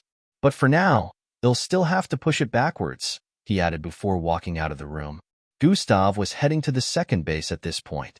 The dimensional bracelet would have made everything way faster, but now he had to use an MBO aircraft. I need to get another one as soon as possible, Gustav said internally. He decided he would talk to the Grand General at the second base when he got there. 2 hours later, Gustav touched down on the second base and proceeded to head to the house that was usually reserved for him and Miss Amy. While approaching, he gathered a lot of attention as usual from the officers in the vicinity, and many of them greeted him with respect. Closing in on the house, Gustav could already hear the voices of everyone within. He chuckled a bit as he approached the door. Looks like everyone's in. TSSHSHHSSHHH. The front door slid open as he arrived before it. Gustav. Gus. Yo Gus, you sure took your sweet time, hee. The Major is back. They all yelled out from within as they spotted Gustav.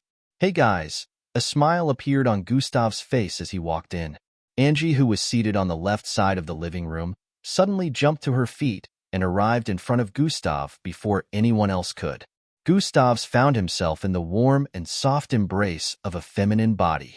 Angie's sweet-smelling fragrance drifted into his nostrils as she latched onto his upper body with her legs wrapped around his spine area, his face buried into her chest and her arms wrapped around the back of his head. Both of them were embroiled in a passionate hug right in front of everyone. Asterisk cough cough, asterisk explicit display detected.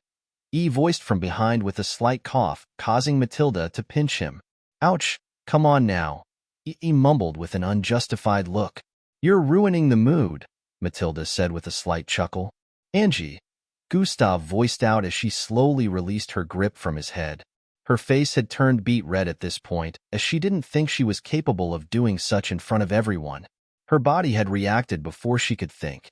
She let go of Gustav and dropped down quickly before speaking. Welcome back, she said with a cute and shy tone.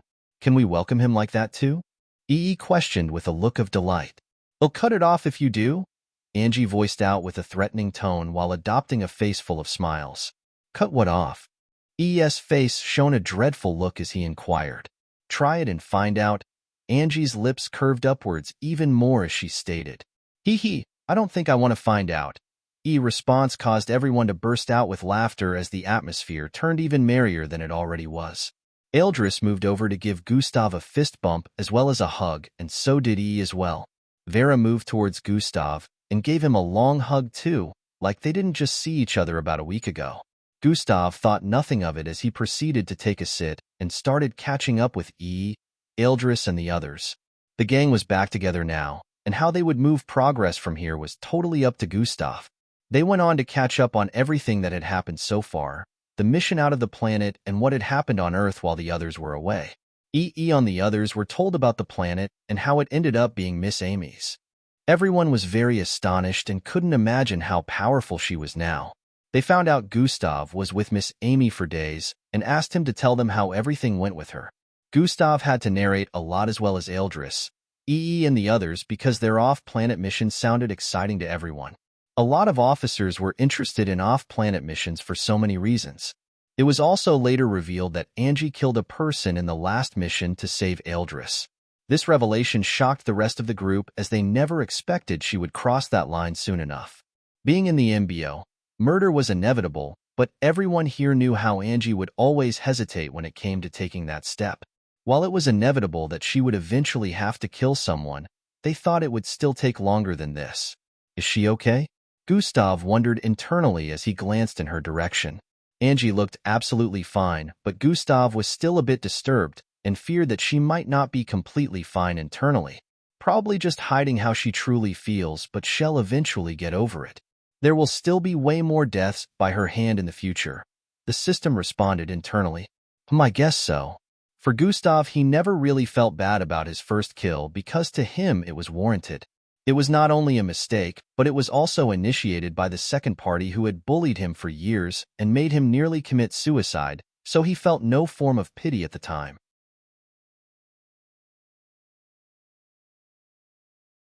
Chapter 1048. She also felt every other death by his hands after that was very much necessary as well since they were evil beings. The problem with Angie's situation was the fact that the person she killed was another officer whose mind had been taken over by one of the aliens. Not only was this person supposedly on their side, it was possible for them to be freed from the hold of the alien. Besides this, Angie was someone who wasn't so open to hurting others, so killing this person out of circumstance to save Eldris might have caused for internal issues for her. These factors put together made Gustav a bit worried, and he decided he would speak to her later. The gang spent hours chatting, and Gustav eventually moved to the kitchen to prepare a meal for everyone. Some of them joined to assist, but Gustav didn't allow them to do much because he didn't want the flavor of any food he cooked having a different taste than he intended. Time went by very quickly, and before they knew it, midnight had arrived. The house had more than 10 rooms, so everyone could pick their sleeping space without any issues. They had spent the entire day catching up with each other and telling some interesting stories, so it was finally time to sleep. Everyone besides Gustav was just returning from a mission, so they really needed to rest. All right, bud. Till next morning. Yeah, guys, later. They fist bumped each other before heading to their rooms one after the other. Gustav proceeded to head to his room as well and sat on his bed. He still had work to do with the equipment he was building, so he was thinking of opening the spatial construct so he could continue it in the middle of the night, or he would channel his bloodline. He was currently at the 3rd step of the Echo rank, and everyone else was either at the 1st or peak of Falcon rank. Endrick and Elevera were the only ones whose rank were close to Gustav's. Indrik was ranked in the 7th place when they were still in the MBO camp, but no one was actually aware of how strong he truly was. Indrik never tried to challenge the cadets above him on the ranking and only battled openly when others below challenged. He never showed his true prowess, yet he always won against the challengers. After meeting him the last time, Gustav felt Indrik's strength was most likely amongst top 3 in their group and didn't doubt that it rivaled that of Aleverus. It would be foolish to underestimate someone who doesn't show his full prowess, because Gustav knew very well of how enemies that underestimated his strength in the past met their end. Gustav moved towards the bed and sat on it. He was thinking of going into a few months of seclusion to properly channel his bloodline, so he could get to the peak of the 4th step before Aesop began. However, he decided he would only do this after creating the device he was currently working on. Calm, calm, calm. While Gustav was in his world of thoughts, he heard the sound of soft knocks on his door. "Oh," he muttered as he realized who was knocking. Gustav stood to his feet and went on to open his room door. "Angie, Gustav," they both voiced with tones as they stared in each other's eyes. "Can I come in?" she questioned after a brief silence. "Sure." Gustav moved to the side to let her in. After closing his door, they both moved towards his bedside and sat on it. "It's late. You should be asleep by now," Gustav voiced out. "Pass. They'll do that later," Angie responded while moving closer to him. "What I want to do now is—" Her face closed in on his till her 2 little horns made contact with his forehead. "Spend time with you." As she finished saying this, she locked lips with Gustav. Gustav slightly parted his lips and proceeded to passionately suck on Angie's lips as well. She reached out and wrapped her hand around his neck as she pulled his body closer to hers. Gustav's hands moved towards her waist, and he proceeded to rub his fingers across her slim waist down to her butt area. Angie pushed her body on his and Gustav fell on his back as they kept kissing each other passionately. The low sound of lips locking kept ringing out in the room continuously for more than 5 minutes. Angie was currently in a tight khaki shorts and blue tank top, so her smooth back was currently on display. This gave Gustav the chance to trail his fingers across them as they kissed each other. He proceeded to move further downwards and grabbed Angie's butt. He couldn't understand why, but at this time he felt they were bigger than he remembered. Gustav began undressing Angie from her shorts to her tank too, and she helped in pulling off Gustav's singlet as well, revealing his broad chest and well-chiseled body. They stared at each other for a bit with looks of desire and fascination before locking lips once more. In the process of beginning another passionate round of kisses, Gustav unhooked her bra, freeing her medium-sized boobs and causing them to press onto his chest. He pushed her onto the bed once more and grabbed them with both his hands before proceeding to feast on them. Gustav placed one of her nipples in between his lips and started sucking on them. He would occasionally switch and then swirl his tongue around them, causing Angie to moan in pleasure. She could feel her nether regions getting flooded as Gustav continued to leave trail of kisses and sucking across her entire upper body. At this point, Gustav's member was raging hard and kept poking Angie's lower belly region.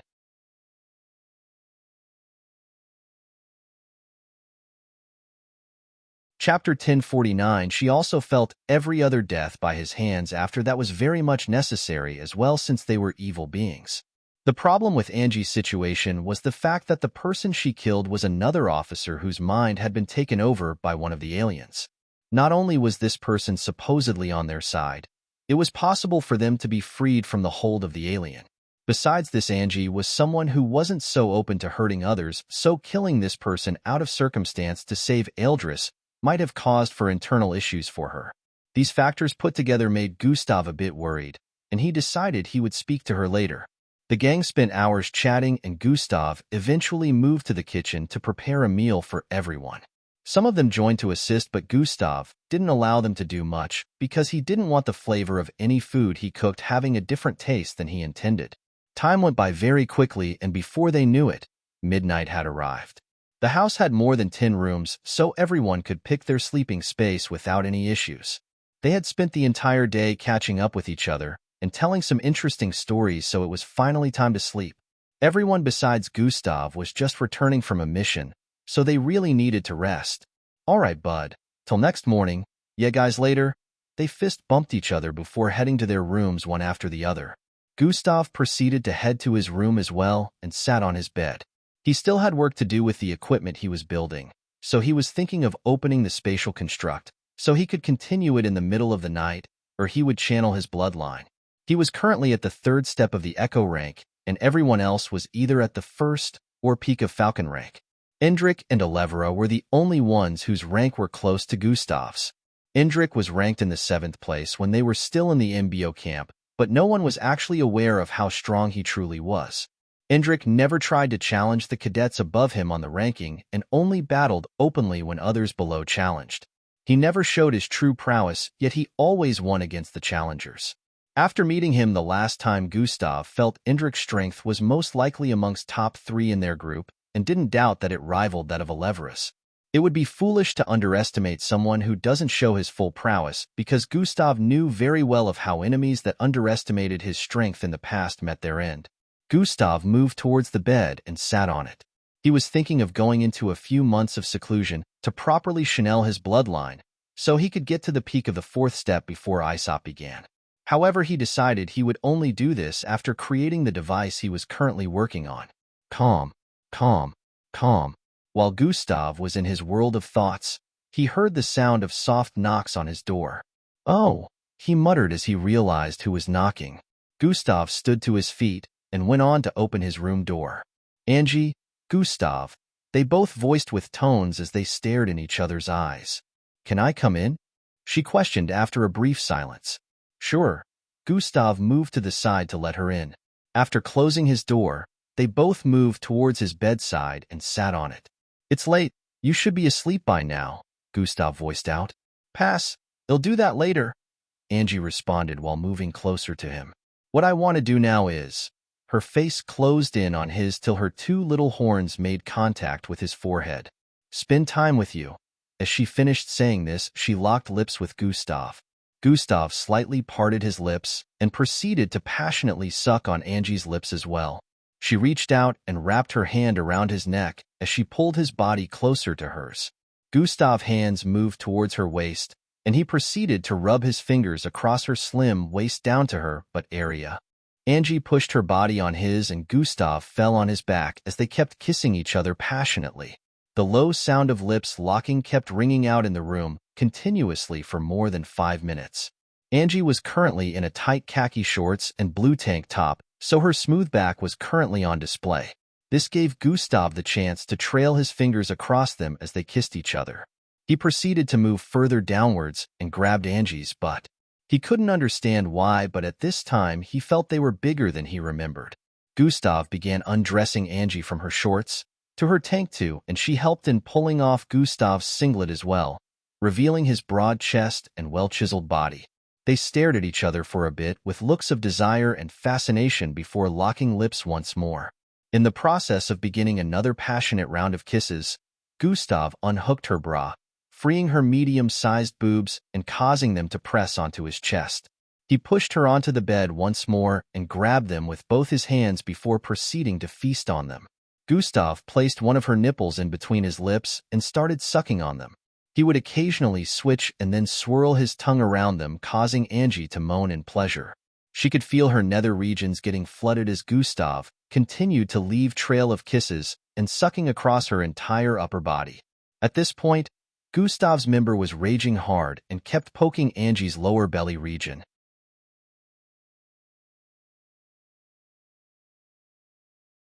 Chapter 1050. She reached out to grab it with her right hand and began rubbing it with a look of ecstasy plastered across her face. After they spent a few more minutes on foreplay, Gustav finally took Angie's panties off and spread her legs as he pointed his member straight at her nether region. "I'm going in, Angie," he muttered as he reached down and pushed forward. Squelching sounds rang out as Angie's face squeezed up and she let out a loud moan. Ugh. The night went by in a flash, and the group awoke the next morning. It was already noisy in the living room as they walked down the stairs one after the other. "How was the night?" He kept asking everyone as they walked down and chatted with them a little. "I don't need to ask you how the night was," he said to Gustav as he winked. "Don't make it awkward." Ildris tapped E's head from behind. "How do you guys always know?" Gustav's eyebrows furrowed as he questioned. "That you and Angie were training hard in the midnight?" E voiced with a sarcastic tone.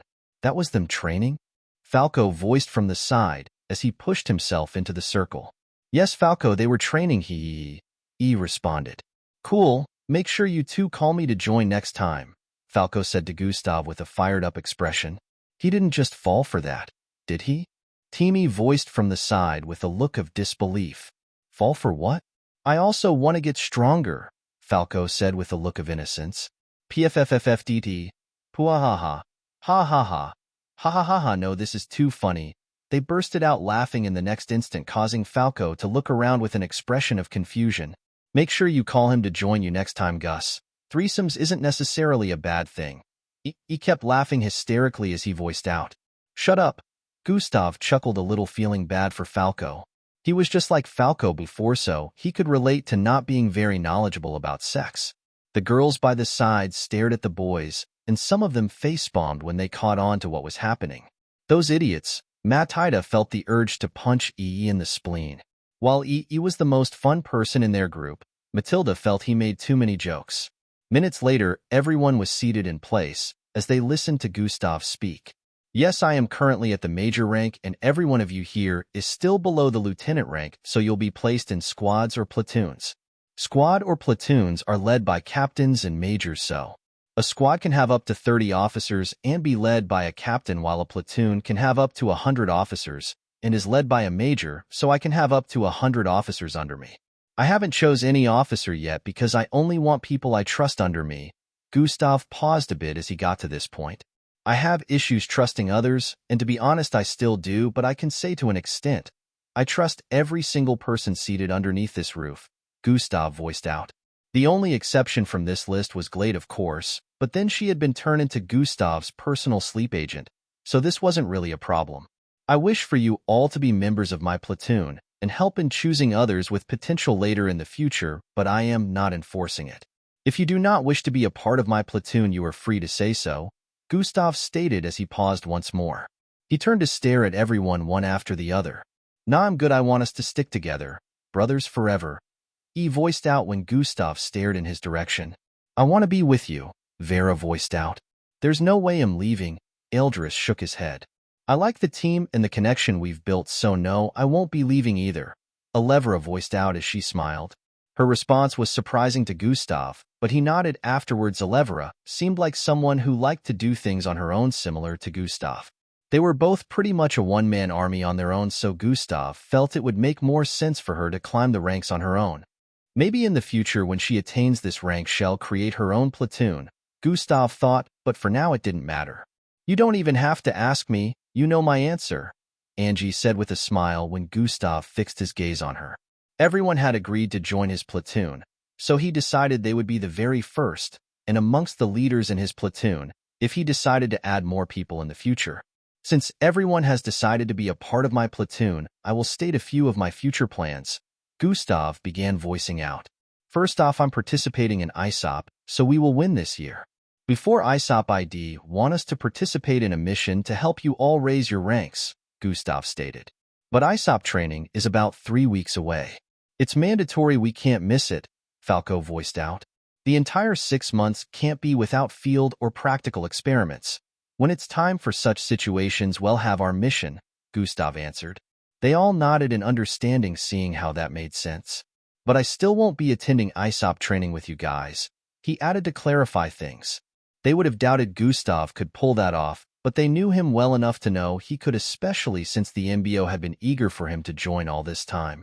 After ISOP, ID want us to go on a mission to help Princess Daria and her planet out, Gustav stated.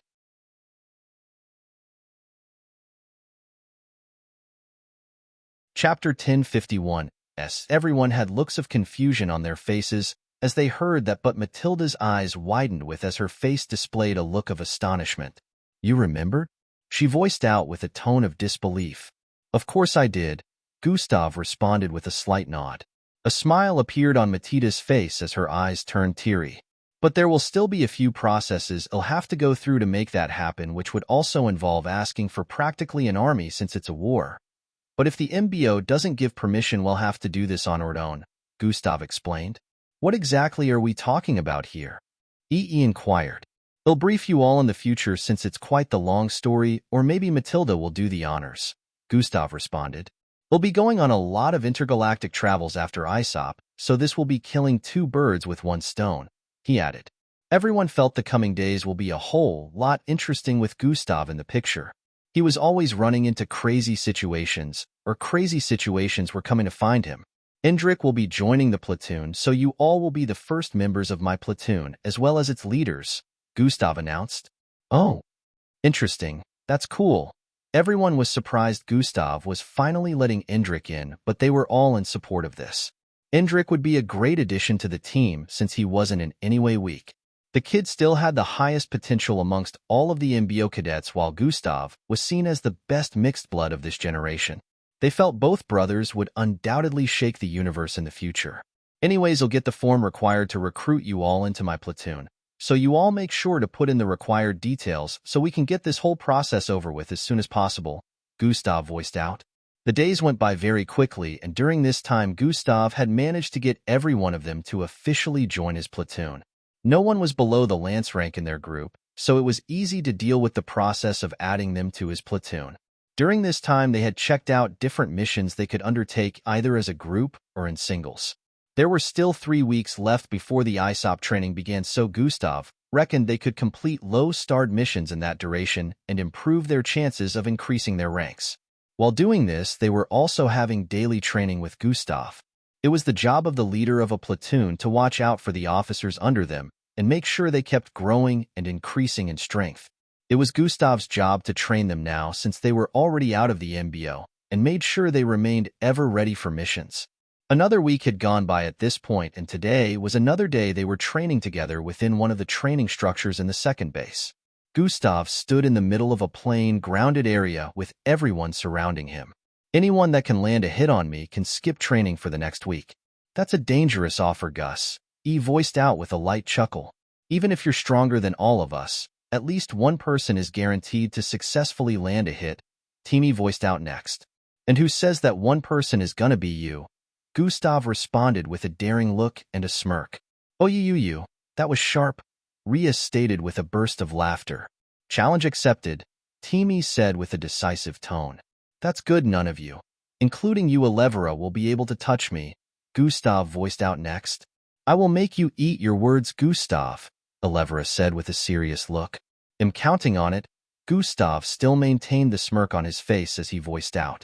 You have no idea how fast I have become, do you? Angie voiced out as she felt neglected. Your speed means nothing, Angie. You are weak, Gustav stated in response. Sotsowis. A third horn grew out of Angie's forehand as her energy expanded intensely. I will touch you before you even get the chance to blink, Angie voiced with a triggered tone.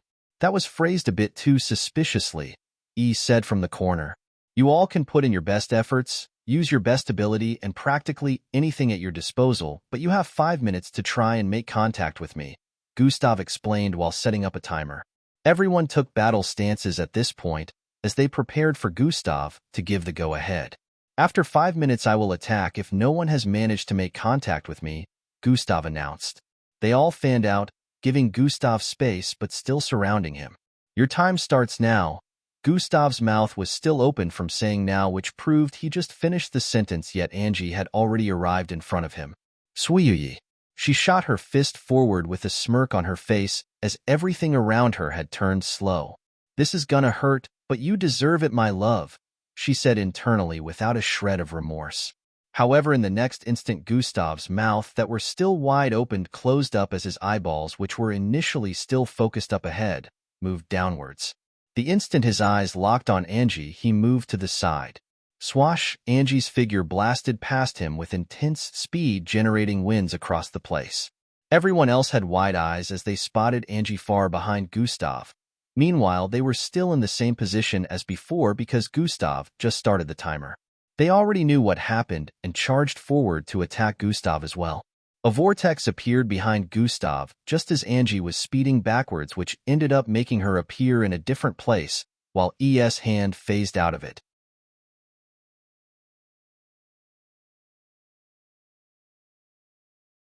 Chapter 1052 with the Lightning Blitz. Gustav could travel over 600,000 feet in an instant, but Angie could do the same and even better when she had activated the third horn mode. Despite it being an instant, which meant less than a second, Angie had already caught up to him within milliseconds and was about to make contact with him in the lightning state. Gustav had to cancel the skill midway and reappeared back more than 100,000 feet away. Angie couldn't easily cancel her speed and ended up moving past another 100,000 feet before stopping. Everyone else in the previous position all had looks of disbelief as they saw both of them disappeared. They quickly began charging after Gustav despite not being as fast. He opened up a vortex, closing in the distance quickly while Angie began to speed back, and Gustav also turned backwards and sped off, leaving her to chase him. At this point, only around 30 seconds had gone by, but even with these few 30 seconds, they had come to realize it wouldn't be so easy catching Gustav. Let's surround him and attack at the same time. Someone is definitely bound to touch him, Ildris voiced out to the rest. Tell that to Angie too, E stated. Ildris opened his eyes at this point, causing the entire vicinity to turn into black and white. He turned into a circular wave and disappeared, reappearing right in front of Angie and latching onto her due to one of his abilities. We have to attack at the same time, Ildris voiced out the instant she stopped running. Swoosh, Gustav had reappeared in another position at this point, and they were all charging in his direction once more. Rhea stomped on the ground, causing himself to sink into it as it began to take him forward in Gustav's direction as well. Vera threw seeds to the ground and caused a forestry type of vegetative environment to sprout in a couple of seconds. Vines and multiple spiky branches sprouted out at her command, ready to attack Gustav. Meanwhile, Elevera Third Eye had been revealed and was ready to fire destructive beams at Gustav. They all surrounded Gustav from every direction and slowly closed in on his position. They waited for Ildris' signal to attack. So you all plan to attack me at the same instant? Pretty good plan, Gustav said with a smile. At this point, over 1 minute had passed, and there were still over 3 minutes left, so they still had time. Good plan, right? At least one person will touch you, even if the rest of us fail, Ildris and E voiced out as they prepared to attack. Not a bad plan, but you all will still fail, Gustav said with a smile. The group wondered where this confidence was coming from because, logically speaking, no matter how strong Gustav was, there were up to 10 in number, so at least one person would be able to touch him, even if it was just a little. Ildris was a bit suspicious that Gustav still had something up his sleeves, but this didn't stop him. He gave them the signal, and Angie grabbed hold of Timmy. She flung him forward with her inhumane speed, while everyone else dashed forward at the same speed. They arrived before Gustav in no time, and hands could be seen stretching towards Gustav's body from every direction.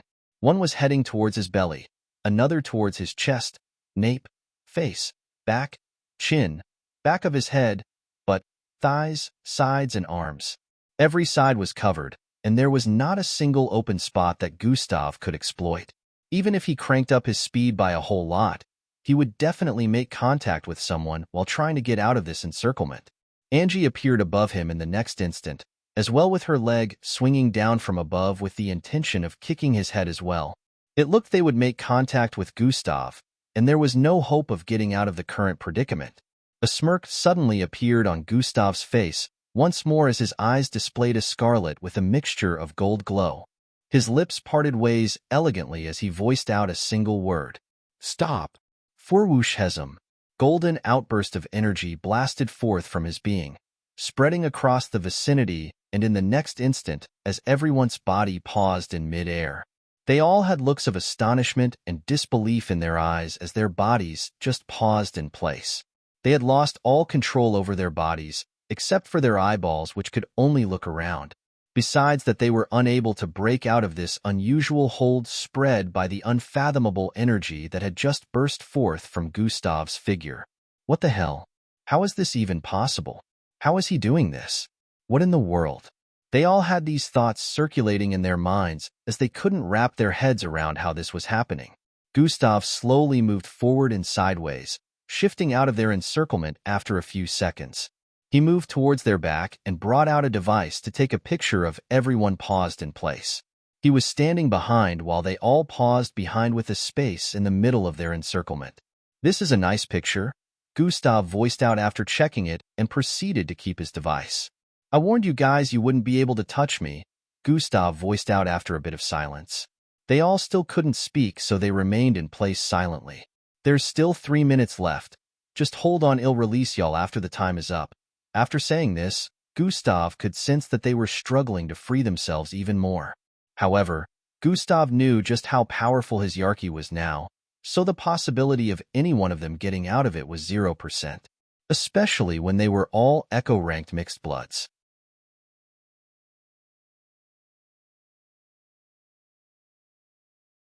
Chapter 1053, she moved towards their back and brought out a device to take a picture of everyone paused in place. He was standing behind while they all paused behind with a space in the middle of their encirclement. This is a nice picture, Gustav voiced out after checking it and proceeded to keep his device. I warned you guys you wouldn't be able to touch me, Gustav voiced out after a bit of silence. They all still couldn't speak, so they remained in place silently. There's still 3 minutes left. Just hold on, I'll release y'all after the time is up. After saying this, Gustav could sense that they were struggling to free themselves even more. However, Gustav knew just how powerful his Yarki was now, so the possibility of any one of them getting out of it was 0%, especially when they were all Echo-ranked mixed bloods. Before he absorbed Gisadinum's cosmic superiority, his Yarki was already having effect on Kilo-ranked mixed bloods, so no doubt, it was way more powerful right now than before.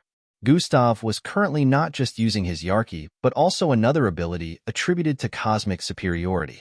Yarki would only make their movements pause and cause their knees to buckle, so they'd be on the ground, but this other ability caused every single one of them to pause in mid-air as well. Angie, who had leapt upwards, was suspended in mid-air, as well as Ria. It was truly a funny sight. The rest of the 3 minutes went by in a flash, and Gustav finally deactivated his cosmic superiority. Plop, plop, plop, plop. Everyone began falling from the air like sacks of rice. Ugh. Some of them groaned as they picked themselves up from the ground and stared in Gustav's direction, waiting for an explanation. What the hell was that, man? He was the first to yell out impatiently with a shocked tone. Huffed. Gustav couldn't control the urge to laugh after seeing the look on his face.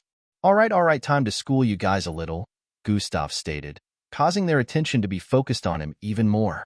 What I just used there is a power called cosmic superiority.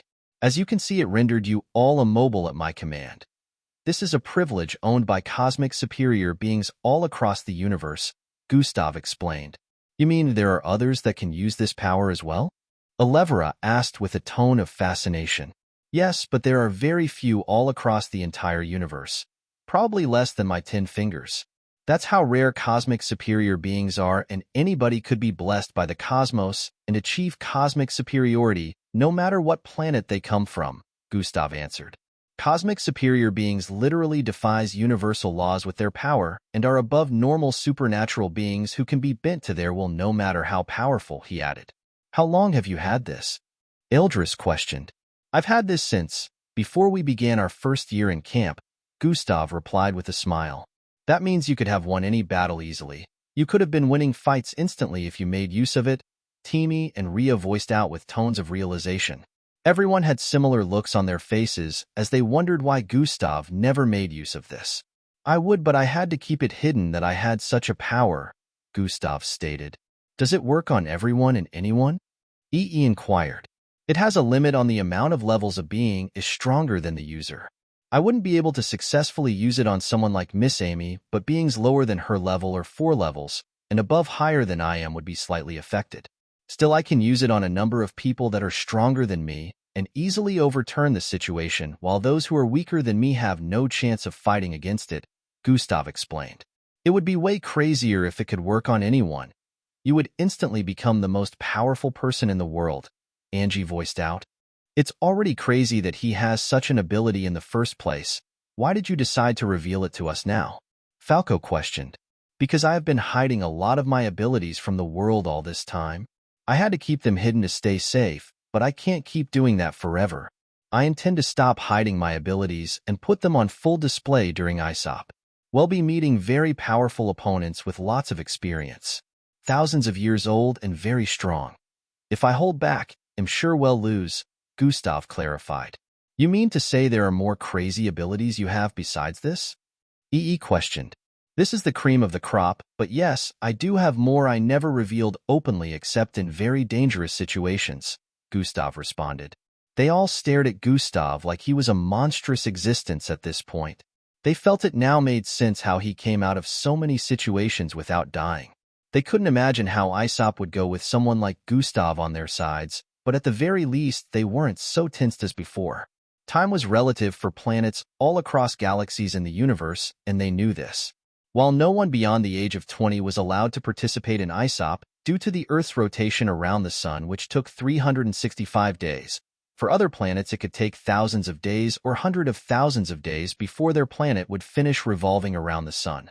Their own 20 years would be equivalent to thousands of years for Earth, which of course would make the opponents way stronger in some places. The time thing was truly beneficiary for some planets and bad for others, but nothing could be done to change this. This was how it always was.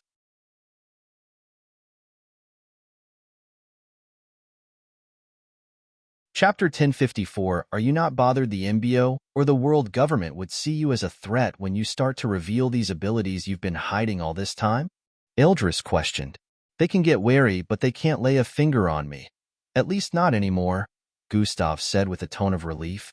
It's finally time to stop hiding, he said internally as the bloodline energies within his body began chiming in response like they were ready for the show Gustav was going to pull in the upcoming Aesop. Anyways, now y'all understand why I said you'd never be able to touch me, Gustav chuckled at this point. No fair, that's too powerful, Angie and Glade voiced out together. Angie really felt her speed was now useless. The others didn't complain, but it was obvious they were still having a hard time comprehending just what type of power this was. Which brings me to the other reason I used it against you all here. Their attention was once more focused on Gustav as they heard this. I want to teach you all how to fight against the power of cosmic superiority, Gustav added. What? But didn't you just say it was? I know what I said, Gustav cut them short. But it's not impossible. Someone has broken free from the power of my cosmic superiority before, Gustav revealed. They all had astonished expressions as they heard that. The energy surge from Gustav earlier rendered them so useless that they had all discarded the thought from their heads that it could be fought against. And no, this person was not overly powerful than I was at the time. I was also weaker as well, but the point is, it's possible, Gustav added.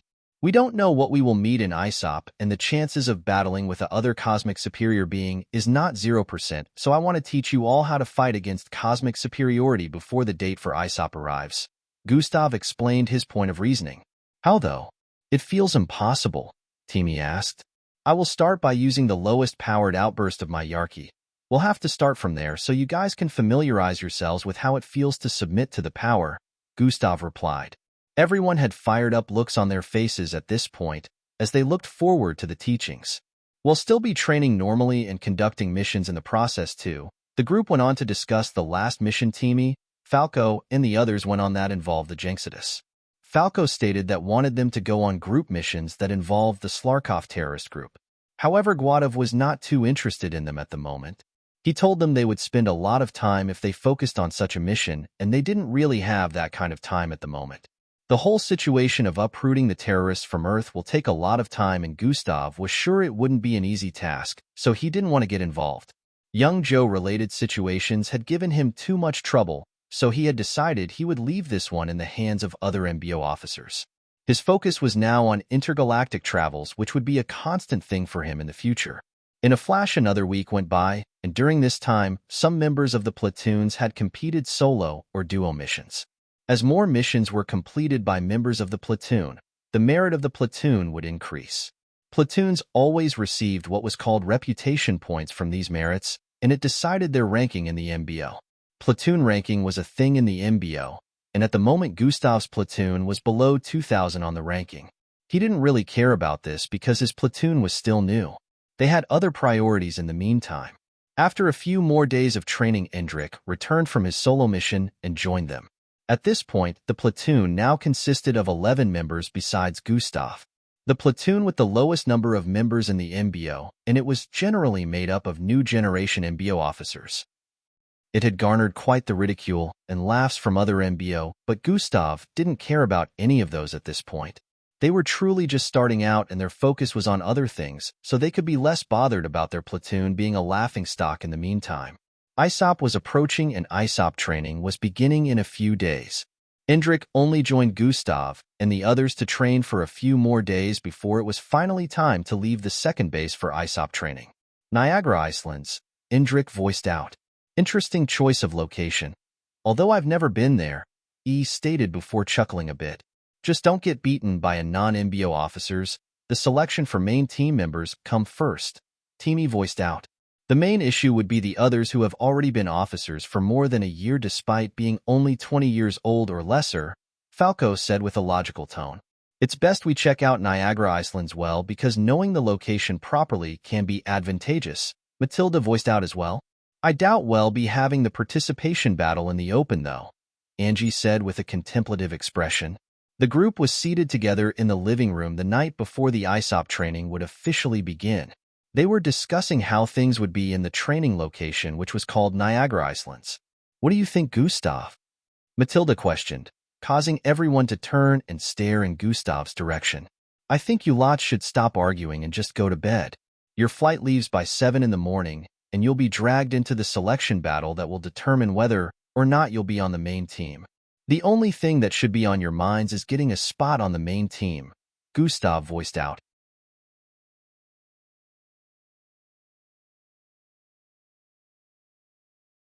Chapter 1055S, and yes, your selection battle will most likely be in the open, but since it's an Iceland area, it will only be advantageous to mixed bloods with water-type abilities, so expect the disadvantage, but work through it and win, he added. The entire place descended into silence for a bit, as their faces shone looks of contemplation. Dinner? Gustav said as he stood to his feet. Yeah, count me in. I'm famished, they all voiced out one after the other. Let E cook for you guys then, Gustav said with a mischievous look. Really? E voiced out with an excited tone as he stood to his feet. No way. Definitely not. I refuse to eat poison in the name of dinner, Teamy, Eldris and Falco voiced out strongly. Indrik had a look of confusion on his face, wondering if he missed something. Come on guys, I promise I'm a better cook now, E said with a pleading tone. No. No. Oh hell no. Bahahaha. Everyone bursted into laughter at this point. The night went by very quickly and the next morning arrived. The group packed their things and left to the second base revetment. Gustav followed them, but he was actually heading to a different location. He got into a separate aircraft from theirs and left the base. The group also left after a bit. They were being flown towards Niagara Islands, while Gustav was heading towards his mansion in one of the desert areas. It's been a while since I last visited there, but at least he'll be able to enter seclusion without any issues now, Gustav thought as he sat in the aircraft. He still had transportation issues and was unable to find a level 7 dimensional bracelet after checking for the past 3 weeks. Gustav had also gone from base to base just to see if he could find any, but it was to no avail. Not even level 5 dimensional bracelets were available because dimensional bracelets were always a rare commodity as a whole. Gustav had made contact with the Grand General in charge of the second base some time ago and asked if it was possible for it to be made, but he mentioned their partnership with Joe Technologies had been cut off. Despite the controversial issues, Joe Technologies was still the best in then world, and they were specifically in charge of creating these types of gadgets and tools for the MBO. The new technology companies could not hold a candle to them, and in the meantime were still trying to reach that height, so it was tasking for them to creating cutting-edge gadgets or weaponry like Joe Technologies. In the case of the dimensional bracelet, Gustav had placed a custom order for a level 7 bracelet with the new technology company the MBO was in league with. However, they told him he would have to wait for many months as they were not sure they were capable of replicating it accurately. Gustav didn't know whether to wait for them or just use the favor he had with Grand Commander Cheyenne to acquire a new one. Anyhow things went, he had to make sure he did something about the whole situation soon. In a couple of hours, Gustav arrived at his house with the MBO aircraft. This area was a closed-off city at the edge of a desert. It wasn't a large city and was only fairly popular, so it barely got attractions from the rest of the world. Gustav's mansion was butter-colored with a few red carvings at different spots. It had a runway and parking hangar for aircraft. Aside this, there were also a few garages and 2 hover cars were parked within. The mansion was very large, with an exquisite design and multiple balcony areas with luxurious-looking windows. There was also a waterfront and bright lights with a small statue in front of a floating blood above the palm of a lady with wings. Every area just looked absolutely beautiful no matter the angle one stared at it from. The instant Gustav got off the aircraft, he felt something was off. The aircraft took off in the next instant, since they had already fulfilled their orders of dropping him off, and they greeted Gustav respectfully while taking off. Gustav nodded at them, but adopted a calm face as he moved towards the house. "Welcome, Sir Gustav. What are your orders?" As the main door slid open, a bot moved towards him while voicing out. Gustav took off his jacket and passed it over to the bot, and proceeded to unbutton a few of his upper button t-shirt before moving towards the living room. He heaved a heavy sigh that sounded like he was tired before moving towards the sofa. The living room was massive with a big holographic TV, switching on the moment he arrived within. The tiles on the floor were made of rare glass materials that made it look like one was standing on the surface of the ocean. Gustav sat on the sofa and leaned backwards as he pushed his body down a bit. He closed his eyes as his face adopted a relaxed state in his current position. Moments turned into seconds, and seconds turned into minutes. At this point, it looked like Gustav had passed out on the sofa. All of a sudden, 4 silver-colored humanoid-looking technological suits appeared out of thin air, all around the sofa Gustav was sitting on. The instant they appeared around the sofa, Gustav opened his eyes, but at the same moment, they were each holding onto the ends of a golden, glowing net that was spread across the entire sofa area above Gustav. The moment they released their grasp from the net, it fell and covered Gustav up completely. Thurish, sizzling sounds rang out as 4 bolts connected to the floor from the 4 corners of the net, trapping Gustav in place.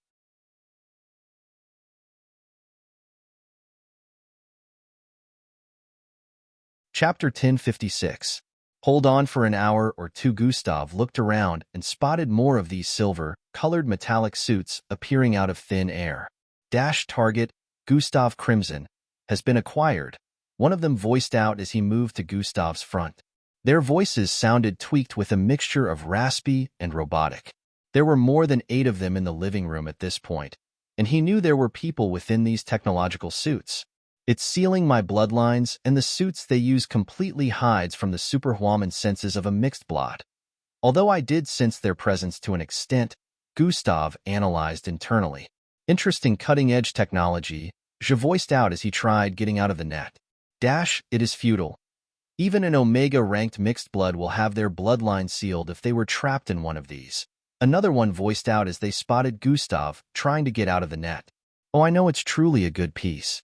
I intend on acquiring it, so I will not be damaging it in any way, Gustav voiced in response. You won't be getting out of it either. Another one of them voiced out. Prepare to transfer the target out of here, the leader commanded.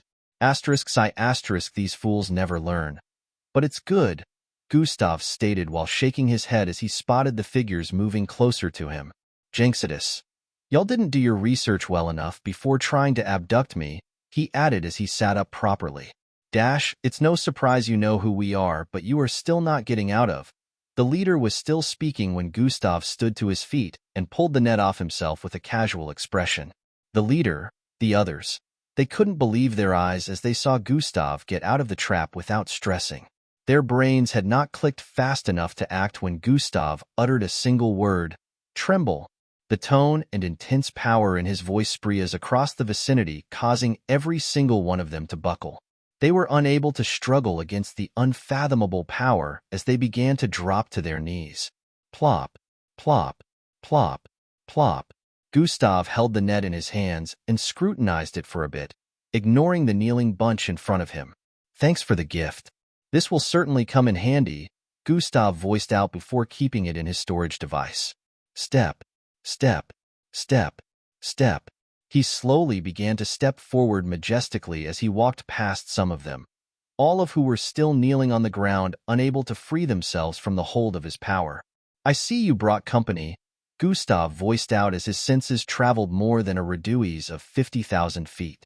He could sense the approaching aircraft from the north. I shall welcome them with open arms as well, he added with a smirk.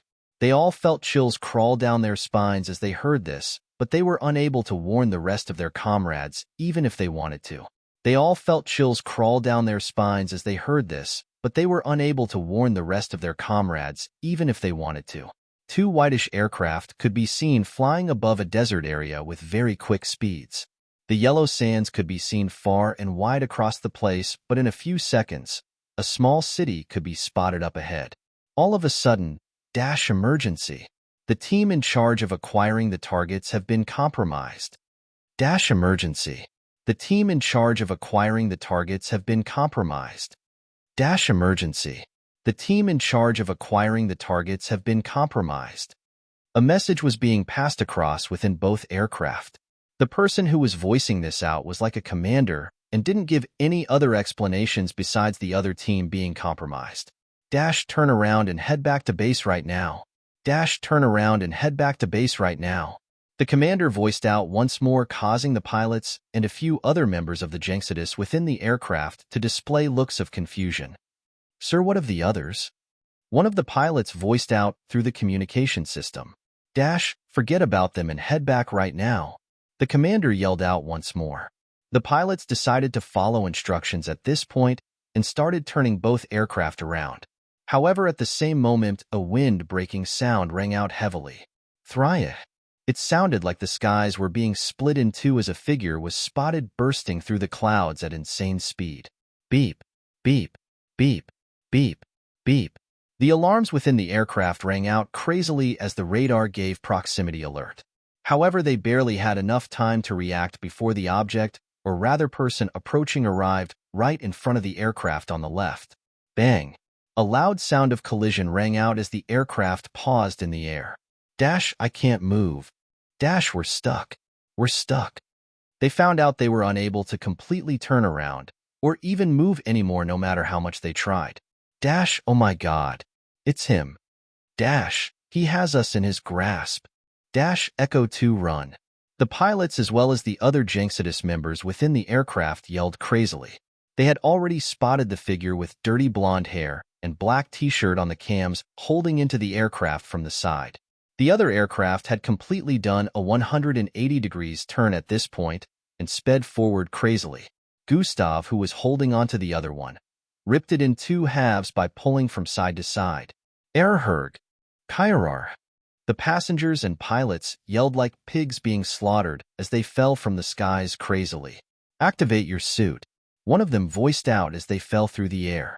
Gustav, who had ripped the aircraft in two, didn't even wait around for the ones falling from the air. He had already sped forward with immense speed. Swoosh, he bolted across the sky crazily, parting the clouds with his speedy figure.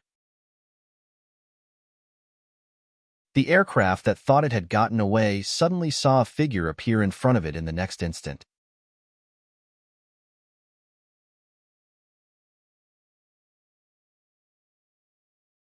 Chapter 1057 S-Bang. Gustav's palms were pushed forward and the aircraft collided with it, causing the aircraft to instantly pause in mid-air. The part of the aircraft with Gustav palms on them had a big dent due to the sudden pause in mid-air. Come on now. You just arrived, where do you think you're going? Gustav questioned as a wide grin appeared on his face. What kind of host would I be if I didn't give you lots a bit of entertainment? He added as he held the aircraft in place. Chills ran down the spines of the pilots and everyone else within the aircraft at the moment. Not only did this type of aircraft weigh almost 500,000 kilograms, and with how fast it was moving, the amount of destructive force it was carrying was enough to crash through tons of high-rise building without its momentum reducing. They had heard about how powerful Gustav was for his bloodline rank, but they felt the information given was too inaccurate compared to how powerful he truly was. The pilot within gritted his teeth as he pushed a button within the cockpit, causing more thrusters to appear behind the aircraft. Boom. The thrusters shot out like crazy, and these were supposedly supposed to increase the speed of the aircraft by 10 times its original speed. To their utmost surprise and disbelief, Gustav remained in front of the aircraft unyielding. Time to join your companions on the ground, Gustav voiced out before pushing his fingers deeper into the outer covering of the aircraft. He pulled both hands towards the side, ripping the entire spacecraft in two. Erf! Kyrhe! The Jenxidus members yelled out as they fell through the air. Gustav remained suspended in mid-air as he stared at the falling figures. God Eyes has been activated. His sight phased forward with intense speed, reaching the area he had ripped the first spacecraft apart. He spotted some of the Jenxidus members fully clad in the same technological suits as the others he dealt with in his living room. This was a really wonderful welcome, by the way, Gustav muttered with a smile as he dashed across the sky once more. FYI, the Jenxidus members who had started flying were helping out the others who didn't have the suit. The instant they spotted Gustav's fast figure flying in their direction from up ahead, they activated their weapons system. Thwy, thwy, thwy. Multiple blue-colored laser beams shot out speedily. Rubbish, Gustav muttered as he pushed his hand forward. A gravitational force spread forth from his being which ended up deflecting the multiple projectiles headed for his direction. Gustav arrived in front of one of them in the next instant. Stay down, he voiced out while sending out a fist. Bang! His fist collided with the chest of this Jenxidus members, blasting a hole through his suit as he plummeted downwards with the person he was carrying. Gustav proceeded to charge towards the next one, and in a matter of moments, multiple blasting sounds rang out. Bang! Bang bang! Bang! In the blink of an eye, the entire sky was clear of these white-suited members. All of them had fallen into the desert sand below. Gustav turned around at this point and bolted across the air once more. The same scene as earlier played out as some of these Jenxidus members also activated the technology suits to help them in descending from the sky slowly. Bang! Bang! Bang! Bang! In a couple of seconds, Gustav had cleared the skies in this particular location as well, and every single Jenxidus members had plummeted to the desert sands below. Gustav finally floated downwards at this point towards the assailant. It's time for you lots to follow me back.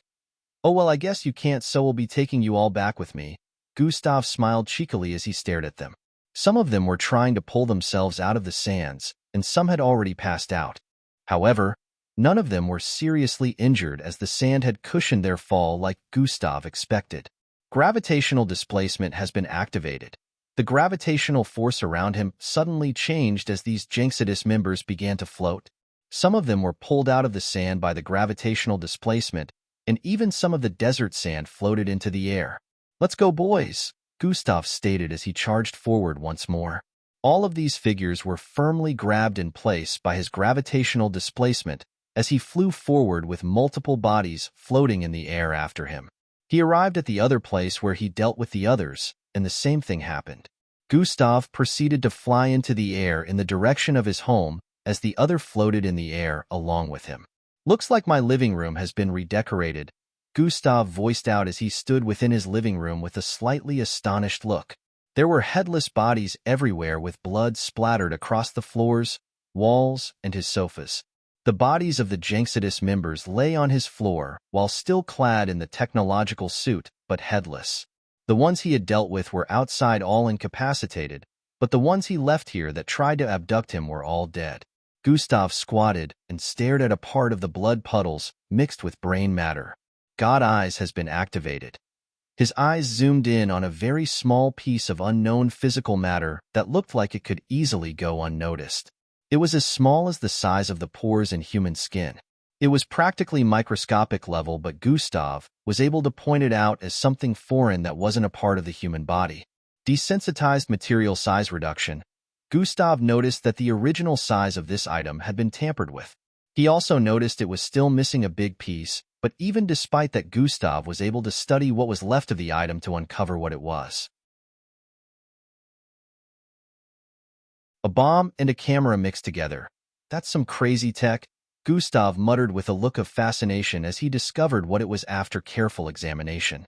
Gustav still considered himself a man of science since he had messed with so many science-related items and even studied many researches related to it as well. This made it easy for him to figure things out in situations like this because he would link everything to what he had previously studied. I guess it makes sense now how they knew you were coming and started turning around, the system voice in his mind. Yeah, Gustav said as he stood uprightly. But how come the others I captured are not dead yet? Gustav thought out loud as he turned to stare at his entrance. The others he captured from the aircraft were still very much alive despite being incapacitated. If these ones also had bombs and cameras implanted in their brains, they should be dead like the ones in his living room right now. Or so he thought. Gustav couldn't wrap his head around why they hadn't killed those. Jinxidus, I know you can see and hear me right now. Even though there's brain matter splattered all across my living room, I can tell the cameras are still functional, Gustav said as he chuckled lightly while speaking. You've poked the hornet's nest. I really wasn't intending to add you lots to my agenda, but now. A scarlet glow appeared in Gustav's eyes as he got to this point. I promise to end your organization and wipe you lots out, he said with a powerful tone that caused the entire vicinity to tremble. Anytime Gustav spoke like this, he would also exude streams of comsic superior energy involuntarily, and he had no idea what this such was causing. His cosmic superiority was now at least 3 times more powerful than before, which had some boons even Gustav had not figured out yet. Do you recall I got rid of your predecessor who was 100 times smarter and shrewd than you lots? Gustav said with a dangerous tone. Don't worry about looking for me. I'll come to you lots myself, he added as his grin widened. All right, good chat. Atomic disintegration has been activated. Purification, he voiced out as he stretched out his right hand. A milky-colored glow fell from his hand onto the floor. Zyanin, a bright light engulfed the entire living room, and in the next instant, everything within was disintegrated. Blood, bodies, sofa, walls. Looks like I didn't properly control the quantity, Gustav said as his face displayed a oops expression. Might have to reconstruct, he added as he walked out of the house. At this point, he had already called Gradier Xanatus, explaining the current situation to him and telling him not to bring a lot of MBO officers here because he still wanted this place to remain a secret.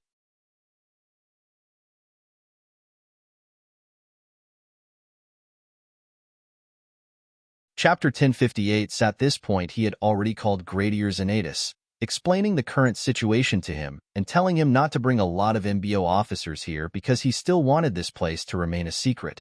Gustav had to hold on, and in the process, he began to interrogate the members of Jinxidus he abducted. He wanted to find out why the others didn't get the same treatment with the ones he first dealt with and how their heads hadn't exploded yet. God Eyes has been activated. Gustav looked through the skulls of these Jinxidus members, one after the other first while they were still unconscious.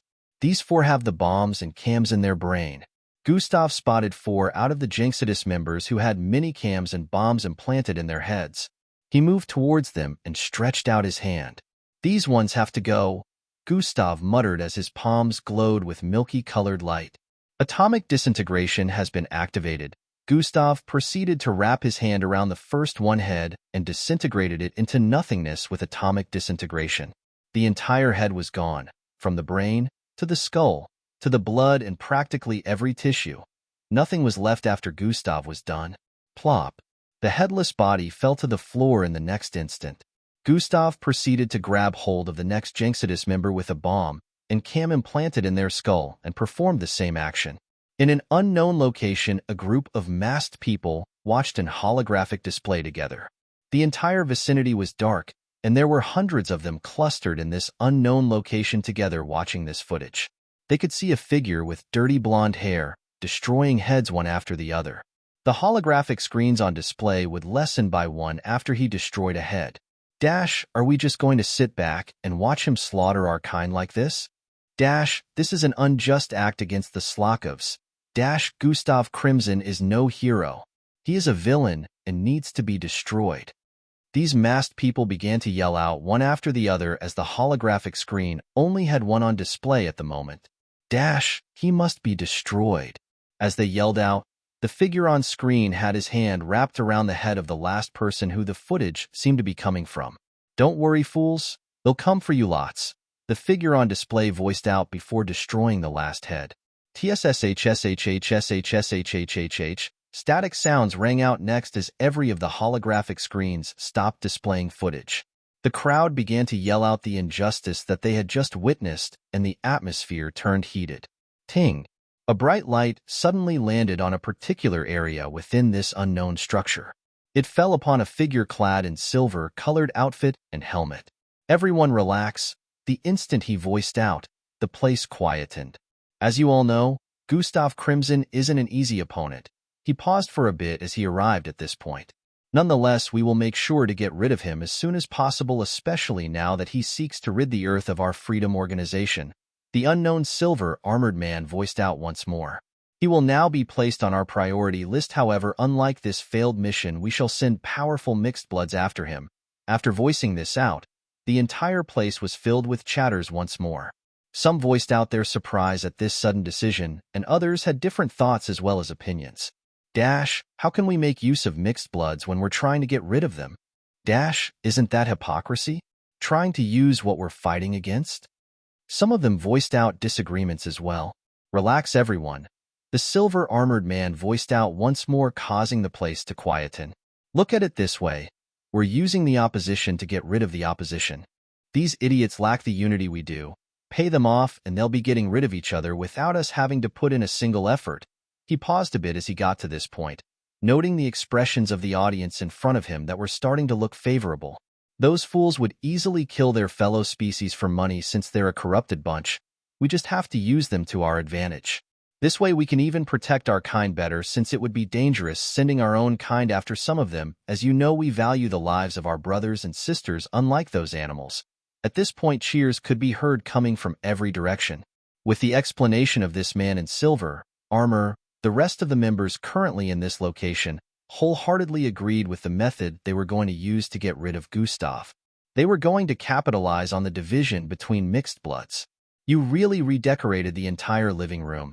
Gradier Zanatus voiced out as he stood in Gustav's living room. Blame them. I still wonder how they figured out the location of my house, Gustav voiced in response. Might be sloppiness on the part of the world government, or with Jinxidus high-end technology they could easily source out the information by hacking into the government database. Or there could be a mole. Gradier Zanatus listed out these options, which Gustav nodded to. All which you have already thought about. Gradier Zanatus noted Gustav's expression. And more. But actually, every single one of these options may be correct. We have Slakovs working with the world government as well, Gustav voiced with a tone of analysis. So what was the reason the heads of the others didn't explode? Gradier Zanatus questioned as they moved outside. A few MBO officers could be seen moving the Jinxidus members into an aircraft parked in Gustav's runway. They were all restrained and had some mouthguards strapped to their mouth as well, since it was recalled that the first Jinxidus member, Gradier Zanatus and Red Shadowcaught, committed suicide through his mouth.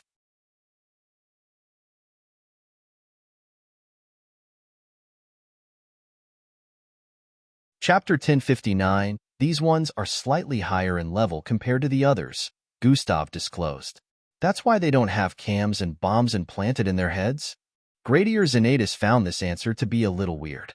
They have a hierarchy, and in this hierarchy, once you're at a particular level, according to the leaders, the trust has been established, so they take out the head cam and bomb, but the lower-leveled ones retain the cam and bomb implanted in their heads, Gustav explained. Whenever they're on missions, they send the teams mixed so the higher-ups or commanders get to see footage of what is happening in the mission location, which is why they were mixed in this one as well, he added. Gustav explained how the aircraft that was headed for his house to take him to whenever they were supposed to after subduing him turned around before arriving here. It was all due to the cams, so they were aware of how Gustav had overpowered the others since they were watching. That's How did you get them to spill? Gradier Zanatus was surprised Gustav got this much info out of them. Interrogation. By reaching into their minds, Gustav replied. Did you get their location, though? Gradier Zanatus questioned. Unfortunately, the information I have revealed to you so far come from a collection of minds. I had to take different parts of information from separate minds before joining them, so I wasn't able to garner so much information. Their minds couldn't take any more before I got to the part where I could retrieve information about their hideout, Gustav explained. Gradier Zanatus had a slightly disappointed look on his face as he heard this. Slarkovs have normal strength like humans, so they can't handle my ability like mixed bloods. But I did get the location they were supposed to deliver me to, Gustav disclosed. Really? Gradier Zanatus' face lit up with a look of interest. Yeah. Even though their mission ended up being a burst, and they won't be expected, we could still check out that location, Gustav responded. It's definitely a good lead, and the only one we have in the meantime as well, Gradier Zanatus stated. Also, I didn't completely destroy the aircraft, so the MBO technicians could go check out their map data to see if they can trace where they took off from, Gustav voiced out. I'll tell them to do just that, Gradier Zanatus replied. What do you want to do now? Gradier Zanatus questioned. I want to head to the location, Gustav replied. You definitely need a team. You don't know what you might meet there, Gradier Zanatus suggested. My team is currently unavailable, so I'll have to go myself, Gustav said while shrugging his shoulders. Then let me help you gather a new one, Gradier Zanatus voiced out once more. Nah, I prefer working alone anyways, Gustav shook his head slightly while responding. Then let me help you gather a new one, Gradier Zanatus voiced out once more. Nah, I prefer working alone anyways, Gustav shook his head slightly while responding. Then I will come with you, Gradier Zanatus stated. Huh. I want back down on this one. Gradier Zanatus stood his ground. You don't have to watch out for me every time. I'm not a baby. I can handle it myself. Gustav indirectly turned Gradier Zanatus down. The young miss will be on my neck if you're put in harm's way again, Gradier Zanatus said. She's millions of miles away. Don't worry, you're safe, Gustav chuckled. I insist, you'll slow me down. It's safer for you to stay back. What? I am still stronger than you are. I'm sure you don't believe that. Besides, I'm faster. Oh shit, I don't have my dimensional bracelet. Gustav suddenly recalled this. Which means you can't easily escape if something unexpected happens. I'm coming with. Gradier Zanatus closed off the argument with this. Gustav knew they'd keep this going for too long if he still decided to argue back, so he just let it end here. All right, but you stay in the aircraft some distance away while I observe the location myself? I know how to remain unseen. Gustav felt a subtle approach would be better when they arrived at the location. Gradier Zanatus agreed to this term, and they proceeded to head towards one of the aircraft. Despite being of higher rank in the MBO than Gustav, Gradier Zanatus was starting to look like a subordinate when it came to issues relating to Gustav. Gustav was only actually trying to protect him, just like he wanted to protect everyone he considered important in his life. Gradier Zanatus happened to be one of those people, and he would rather put himself in harm's ways than any one of the people he cherished because he never wanted a repetition of Boss Danzo's case. Gustav decided to head to the location this fast instead of waiting, mostly because his house was already a bust. During the time he was away, he expected it to get fixed, so he would come back to a rebounded and cleared the place. The MBO was already taking care of the issue, so he wasn't bothered. He was also rethinking whether or not to continue living there in the meantime. After some time, Gustav decided he would still live there even though the location had gotten a little compromised.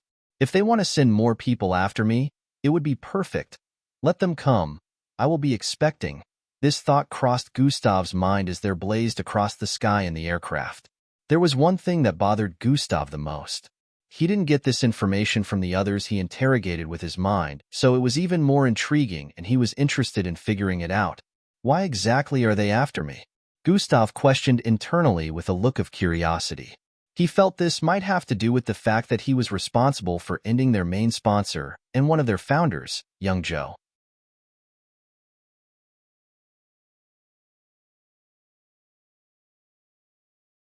Chapter 1060 unedited still. Gustav also felt it might be more than that, and there was an ulterior motive.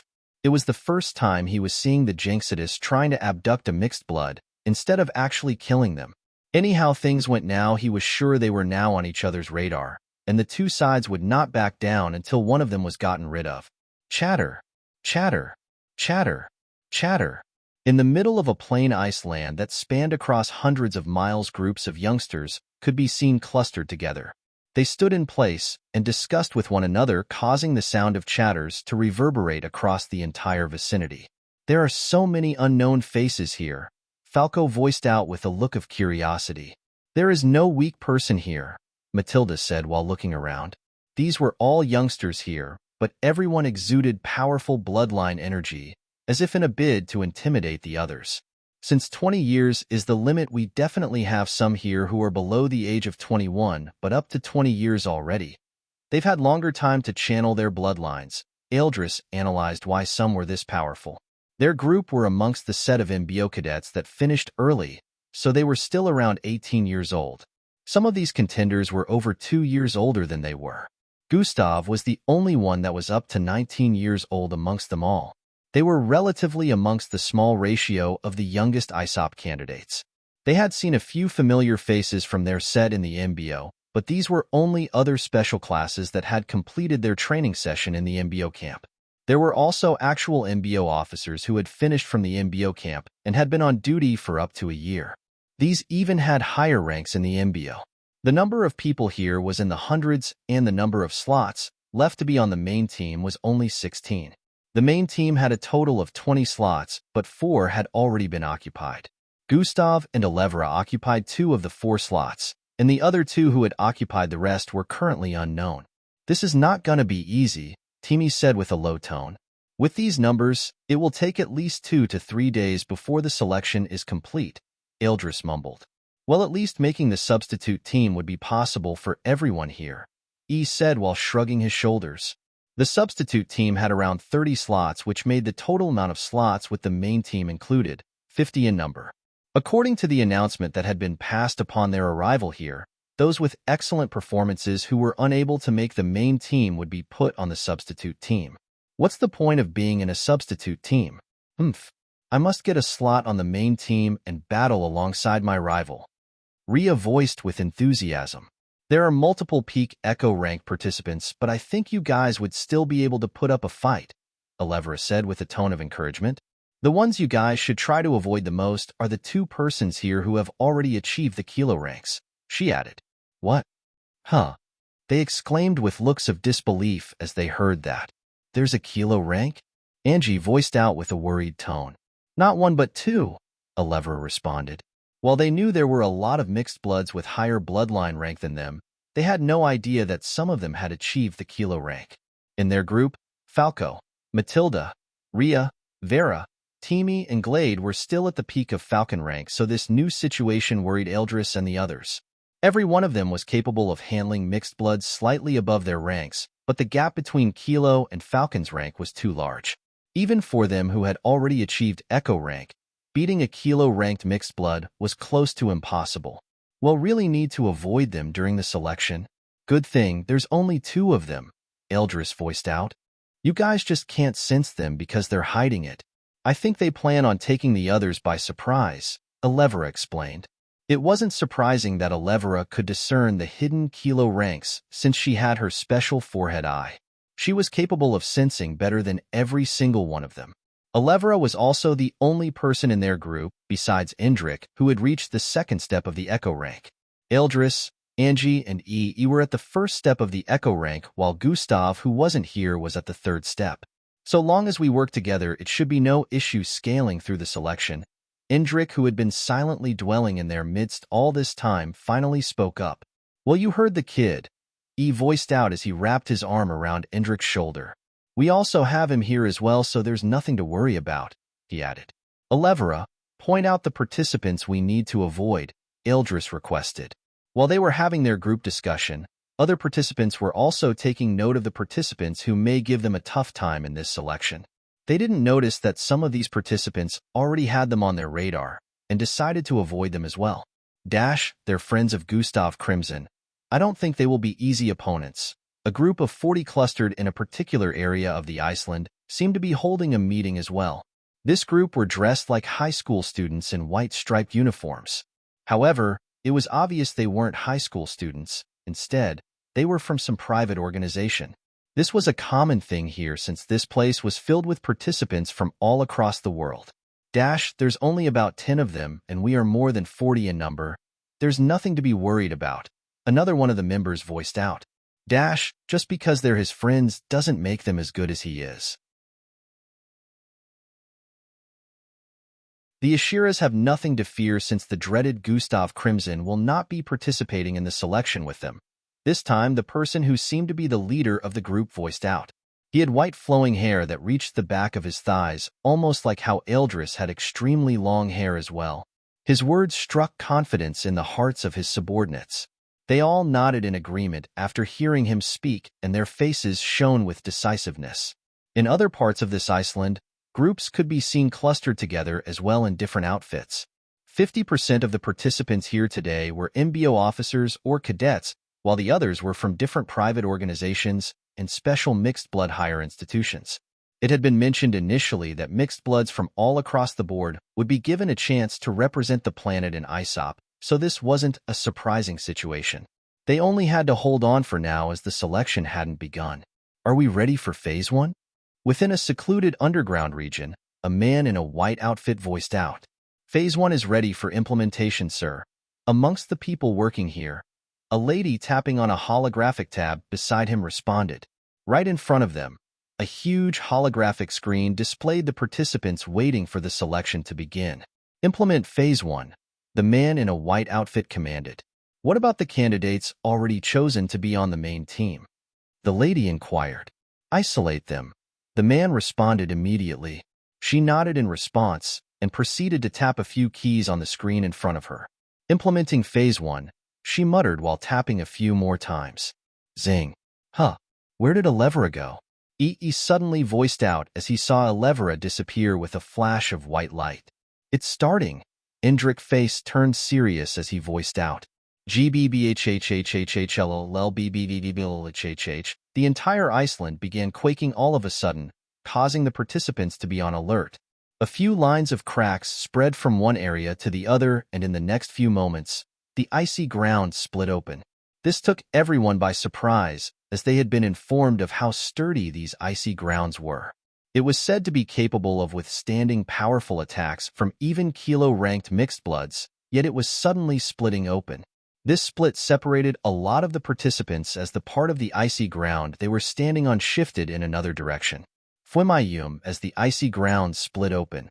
Intense flames suddenly spewed out from the spaces within the splits. This scenario took a lot of them by surprise. The flames oozing forth in multiple areas of the splits were not melting the icy ground they were positioned on yet. They could feel the immense heat. There was no doubt the flames were real due to the immense rise in temperature that was also battling with the low temperature from the icy region.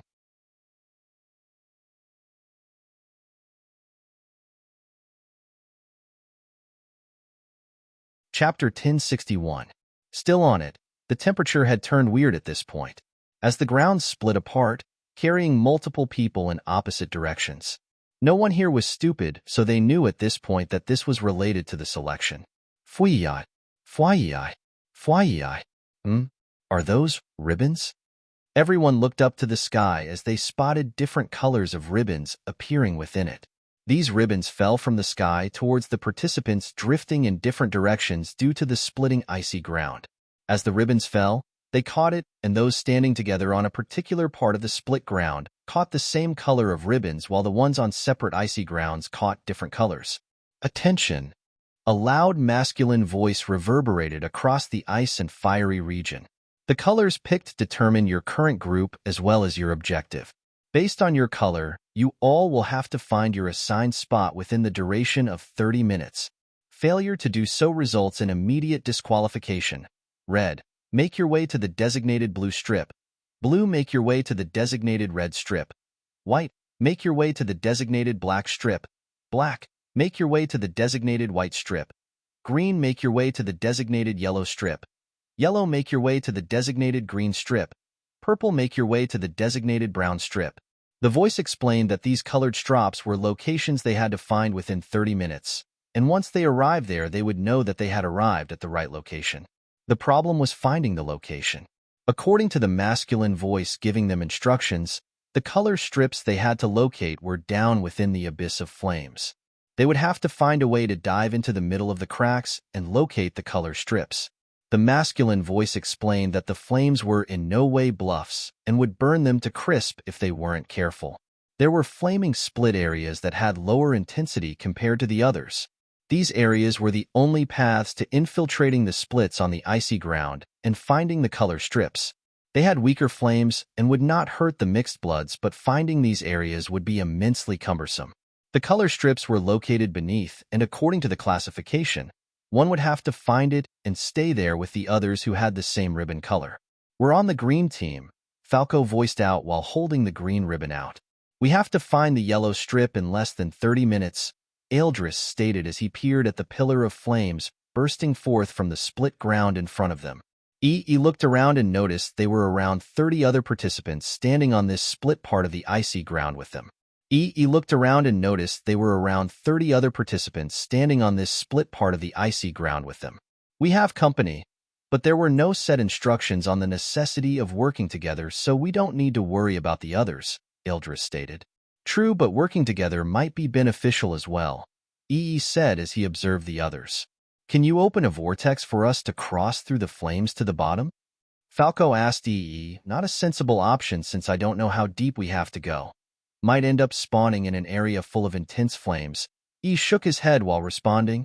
The voice did mention there were areas we could successfully make use of to travel towards the bottom, Matilda reminded. While they took a few seconds to plot their movement, some of the participants on the same icy split ground as them began to move. Fly, fly, fly, fly. Some leapt from one icy split ground to the next, traveling forward. While every space within the splits have flames bursting forth, some of the flames weren't so high in height that they were uncrossable. This made leaping over them possible, especially for mixed bloods of this caliber. Some mixed bloods that were capable of flight had taken to the skies and began scouring the region. This made it a whole lot easier for them, but they would still have no choice but to swoop down when they needed to infiltrate some of the spaces in the cracks. Oh shit, that was close, a participant yelled out as he landed on a platform of ice after leaping over a wall of hot flames spewing from the cracks. Despite successfully leaping over them, he felt the temperature from the flames was hot enough to turn him to barbecue in a matter of seconds. He still felt the burns despite not making contact with the flames. This was happening in other places as well. Some other participants took caution before leaping over the next wall of flames. The flames spewing from the midst of the cracks were everywhere, so it made it very difficult to pick which direction to move in since it blocked the view of those incapable of flight. They could only use their senses to discern their next step, and even with that, things were still very difficult. Forhush! A silver streak suddenly appeared in front of and the others. This way, Angie voiced out while pointing southeast. Everyone turned to the direction Angie pointed in and leapt forward. Fuyat! The icy platform on which only about 20 participants were left rumbled vigorously as these 10 leapt across the air. Angie was the only one who didn't leap forward with them. Positioning herself in a running form, she sprinted forward once more. Flyosh Angie's figure disappeared in an instant, causing a whooshing sound to reverberate across the place as immense winds spread from her initial position. She didn't even have to leap.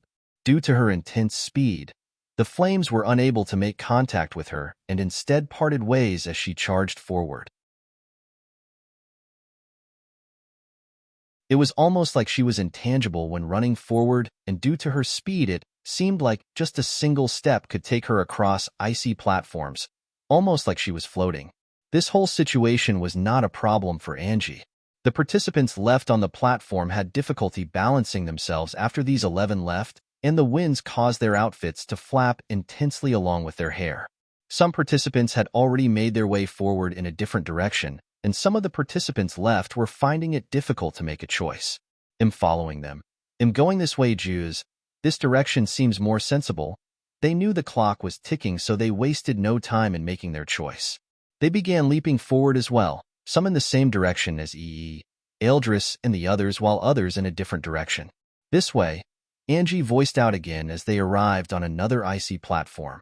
Everyone followed her instructions, knowing she must have scouted ahead already, so her directions were accurate. They went ahead to cross multiple more walls of fire, while some participants also followed them from behind. In other areas, the mixed bloods capable of flight flew across the region. They would occasionally swoop down to check on different areas they suspected might not be as hot. Everyone was looking for the access points to getting through the flames, so this part of the situation was not so easy. Still, the mixed bloods capable of flight had it easier than the others who were unable to do so. It was even much more easier for some like Angie with such speed. The flames were unable to faze her. About a few minutes later again, they arrived on a platform in the middle of 4 walls of flames surrounding them on each side. Bam, bam, bam. Luckily, they controlled the distance in which they leapt earlier. If not, they would have found themselves in the midst of one of these flames upon landing within the splits. The space on the icy platform was not very large, so upon landing they had occupied most of it. Bam, bam, bam. A few more participants began to land here as well. Huh. Aragrai. One of them yelled out as they found themselves landing in one of the flames. Kyrurf hi. They kept screaming out as the flames roasted them. E was about to create a vortex to help this person get out of the flames when the person suddenly disappeared. The person had been teleported out, which automatically meant disqualification. The others standing on this icy platform subconsciously shivered as they recalled the scream a moment ago. There was no denying. It was a very painful experience, even though one would get saved before they burnt to death.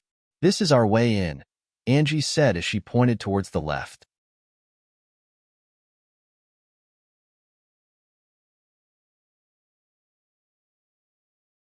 Chapter 1062. Still on it, the temperature had turned weird at this point, as the ground split apart, carrying multiple people in opposite directions. No one here was stupid, so they knew at this point that this was related to the selection. Fuyai, fuyai, fuyai. Are those ribbons?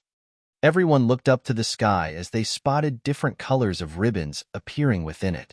These ribbons fell from the sky towards the participants, drifting in different directions due to the splitting icy ground. As the ribbons fell, they caught it, and those standing together on a particular part of the split ground caught the same color of ribbons, while the ones on separate icy grounds caught different colors. Attention! A loud masculine voice reverberated across the ice and fiery region. The colors picked determine your current group as well as your objective. Based on your color, you all will have to find your assigned spot within the duration of 30 minutes.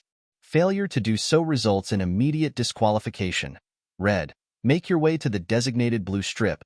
Blue, make your way to the designated red strip. White, make your way to the designated black strip. Black, make your way to the designated white strip. Green, make your way to the designated yellow strip. Yellow, make your way to the designated green strip. Purple, make your way to the designated brown strip. The voice explained that these colored strops were locations they had to find within 30 minutes, and once they arrived there, they would know that they had arrived at the right location. The problem was finding the location. According to the masculine voice giving them instructions, the color strips they had to locate were down within the abyss of flames. They would have to find a way to dive into the middle of the cracks and locate the color strips. The masculine voice explained that the flames were in no way bluffs and would burn them to crisp if they weren't careful. There were flaming split areas that had lower intensity compared to the others. These areas were the only paths to infiltrating the splits on the icy ground and finding the color strips. They had weaker flames and would not hurt the mixed bloods, but finding these areas would be immensely cumbersome. The color strips were located beneath, and according to the classification, one would have to find it and stay there with the others who had the same ribbon color. We're on the green team, Falco voiced out while holding the green ribbon out. We have to find the yellow strip in less than 30 minutes, Eldris stated as he peered at the pillar of flames bursting forth from the split ground in front of them. He looked around and noticed they were around 30 other participants standing on this split part of the icy ground with them. He looked around and noticed they were around 30 other participants standing on this split part of the icy ground with them. We have company, but there were no set instructions on the necessity of working together, so we don't need to worry about the others, Eldris stated. True, but working together might be beneficial as well, E said as he observed the others. Can you open a vortex for us to cross through the flames to the bottom? Falco asked not a sensible option since I don't know how deep we have to go. Might end up spawning in an area full of intense flames. Shook his head while responding. The voice did mention there were areas we could successfully make use of to travel towards the bottom, Matilda reminded. While they took a few seconds to plot their movement, some of the participants on the same icy split ground as them began to move. Fly, fly, fly, fly. Some leapt from one icy split ground to the next, traveling forward. While every space within the splits have flames bursting forth, some of the flames weren't so high in height that they were uncrossable. This made leaping over them possible, especially for mixed bloods of this caliber. Some mixed bloods that were capable of flight had taken to the skies and began scouring the region. This made it a whole lot easier for them, but they would still have no choice but to swoop down when they needed to infiltrate some of the spaces in the cracks. Oh shit, that was close. A participant yelled out as he landed on a platform of ice after leaping over a wall of hot flames spewing from the cracks. Despite successfully leaping over them, he felt the temperature from the flames was hot enough to turn him to barbecue in a matter of seconds. He still felt the burns despite not making contact with the flames. This was happening in other places as well. Some other participants took caution before leaping over the next wall of flames. The flames spewing from the midst of the cracks were everywhere, so it made it very difficult to pick which direction to move in since it blocked the view of those incapable of flight. They could only use their senses to discern their next step, and even with that, things were still very difficult. Forhush! A silver streak suddenly appeared in front of EE and the others. This way, Angie voiced out while pointing southeast. Everyone turned to the direction Angie pointed in and leapt forward. Fuyat! The icy platform on which only about 20 participants were left rumbled vigorously as these 10 leapt across the air. Angie was the only one who didn't leap forward with them. Positioning herself in a running form, she sprinted forward once more. Flyosh Angie's figure disappeared in an instant, causing a whooshing sound to reverberate across the place as immense winds spread from her initial position. She didn't even have to leap. Due to her intense speed, the flames were unable to make contact with her and instead parted ways as she charged forward. It was almost like she was intangible when running forward, and due to her speed it seemed like just a single step could take her across icy platforms, almost like she was floating. This whole situation was not a problem for Angie. The participants left on the platform had difficulty balancing themselves after these 11 left, and the winds caused their outfits to flap intensely along with their hair.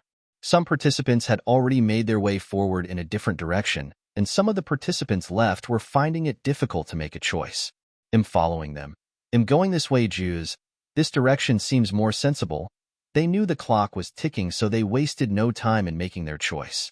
They began leaping forward as well, some in the same direction as EE, Eldris, and the others, while others in a different direction. This way, Angie voiced out again as they arrived on another icy platform. Everyone followed her instructions, knowing she must have scouted ahead already, so her directions were accurate. They went ahead to cross multiple more walls of fire, while some participants also followed them from behind. In other areas, the mixed bloods capable of flight flew across the region. They would occasionally swoop down to check on different areas they suspected might not be as hot. Everyone was looking for the access points to getting through the flames, so this part of the situation was not so easy. Still, the mixed bloods capable of flight had it easier than the others who were unable to do so. It was even much more easier for some like Angie with such speed. The flames were unable to faze her. About a few minutes later again, they arrived on a platform in the middle of 4 walls of flames surrounding them on each side. Bam! Bam! Bam! Luckily, they controlled the distance in which they leapt earlier. If not, they would have found themselves in the midst of one of these flames upon landing within the splits. The space on the icy platform was not very large, so upon landing they had occupied most of it. Bam! Bam! Bam! A few more participants began to land here as well. Huh! Aragrai! One of them yelled out as they found themselves landing in one of the flames. Kyrurf hi! They kept screaming out as the flames roasted them. E was about to create a vortex to help this person get out of the flames when the person suddenly disappeared. The person had been teleported out, which automatically meant disqualification. The others standing on this icy platform subconsciously shivered as they recalled the scream a moment ago. There was no denying. It was a very painful experience, even though one would get saved before they burnt to death. This is our way in, Angie said as she pointed towards the left.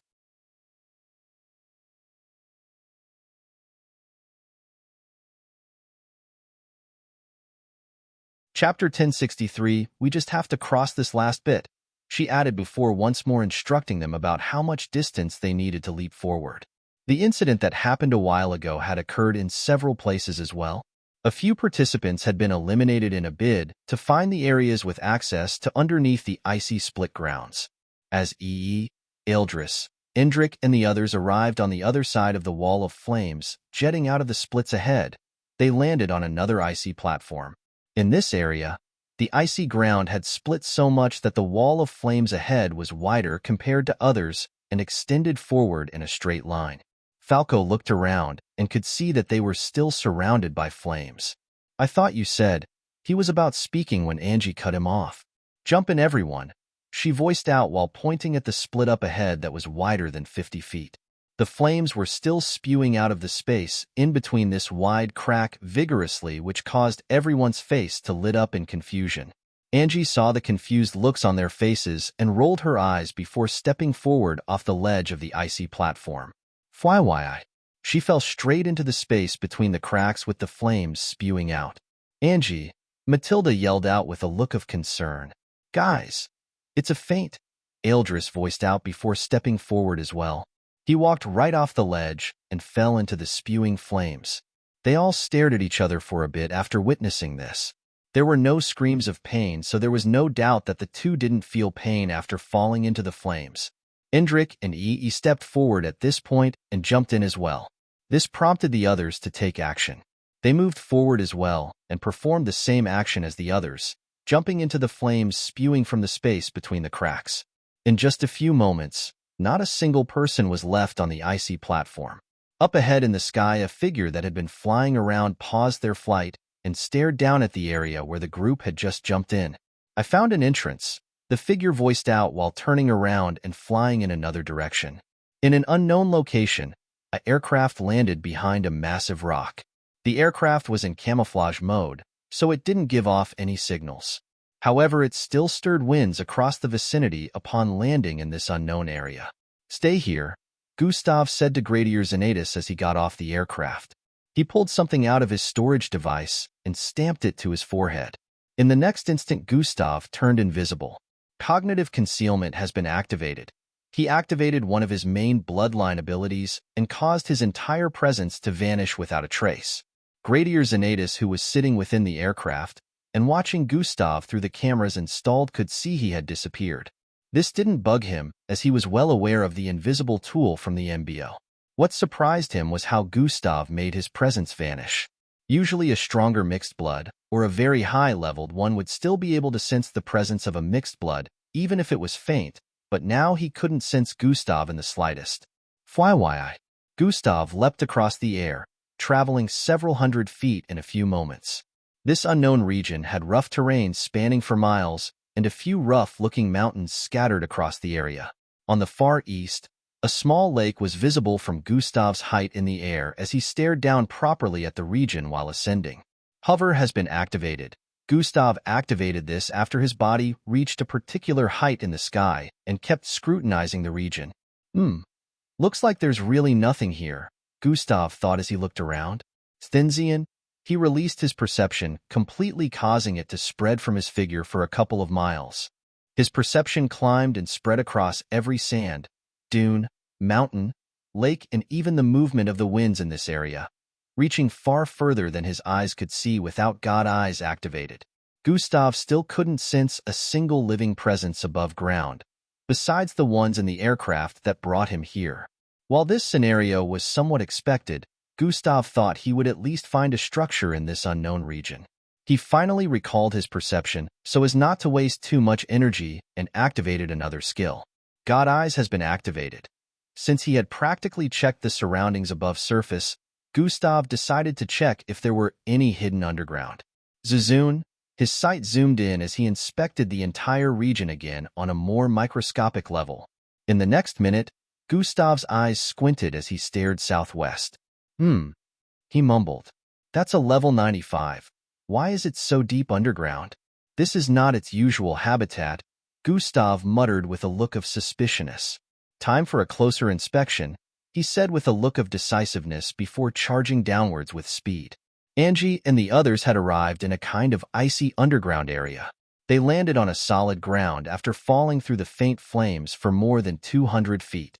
While this underground area had brownish-looking grounds, there were walls all around the place. These walls looked like giant glaciers and were cold to touch. They realized these walls were actually the lower parts of the icy grounds they had been stepping on when they were above. The brownish grounds were also cut across the entire vicinity. Sea of flames surrounded the area, but the brownish grounds in different areas made it so walking was possible. While some places still had flames rising into the air, others were relatively calm. Due to this, they knew exactly how to navigate their way across this underground region.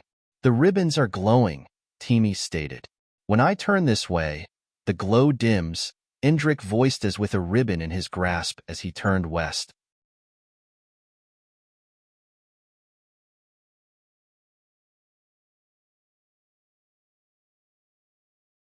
Chapter 1064, it indicates direction, Indrik added as he turned to face the south once again, causing the glow to increase compared to the other direction he turned in, which means south is the way to go. Angie voiced out with a look of understanding. "No." Indrik shook his head as he turned north, which caused the ribbon to dim even more than the other directions.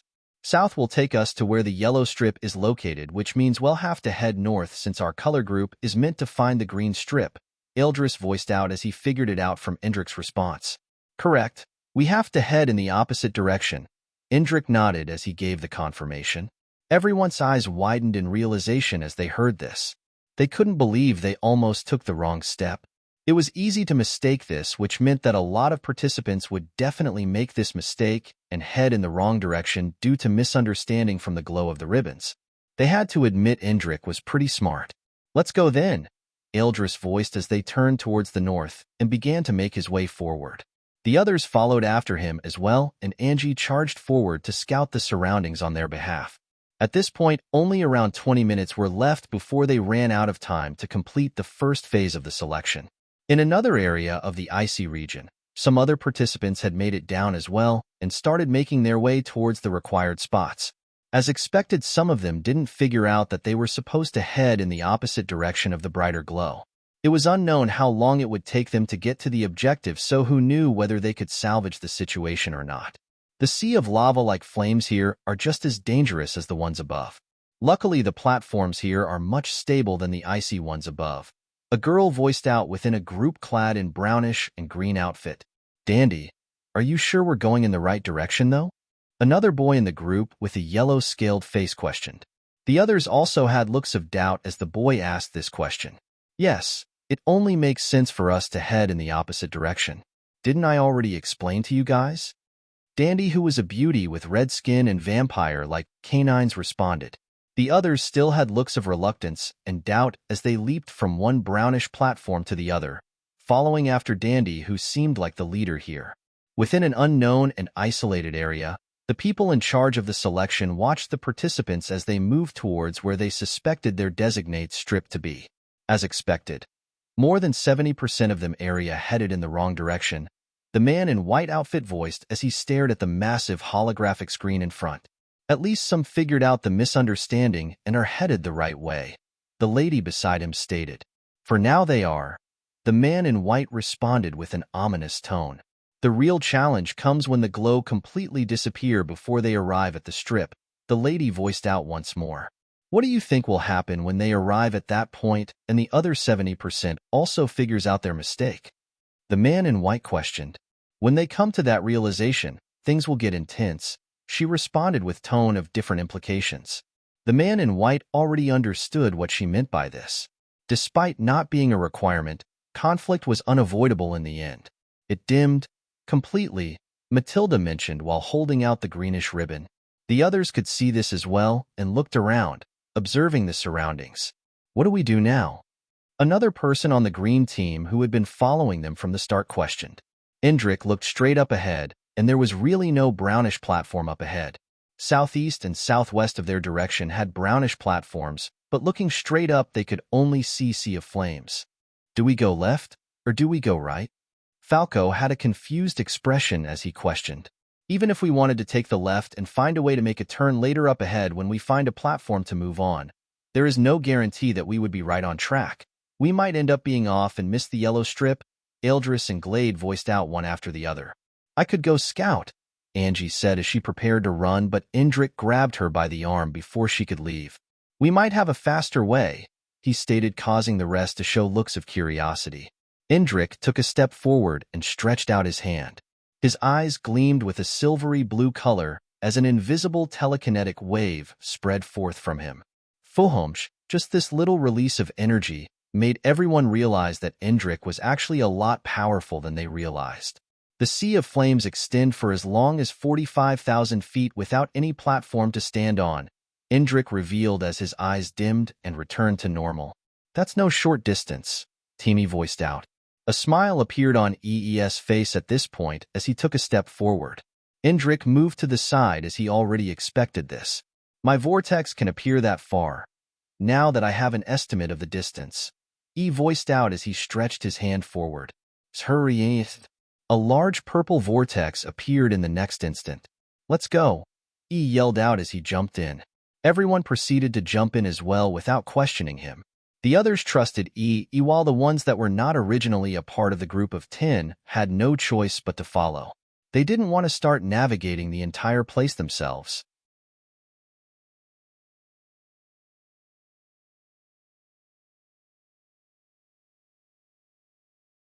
Chapter 1065. They appeared right above another platform after going through the vortex. Wow! The others that had been following them voiced out in astonishment after arriving here. It was no simple feat to be able to project his vortex across the precise amount of distance required.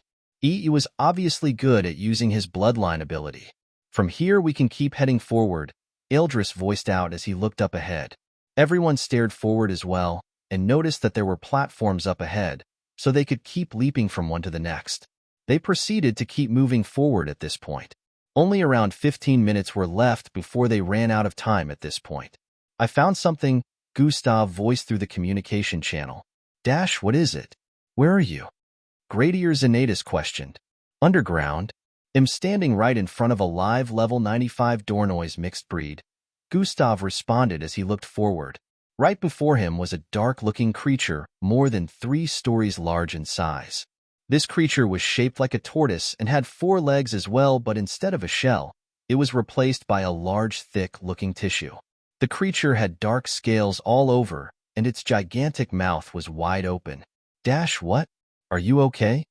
Gradier Zanatus inquired with a worried tone. I'm fine, Gustav replied. Dash, what is a level 95 Dornoise doing underground?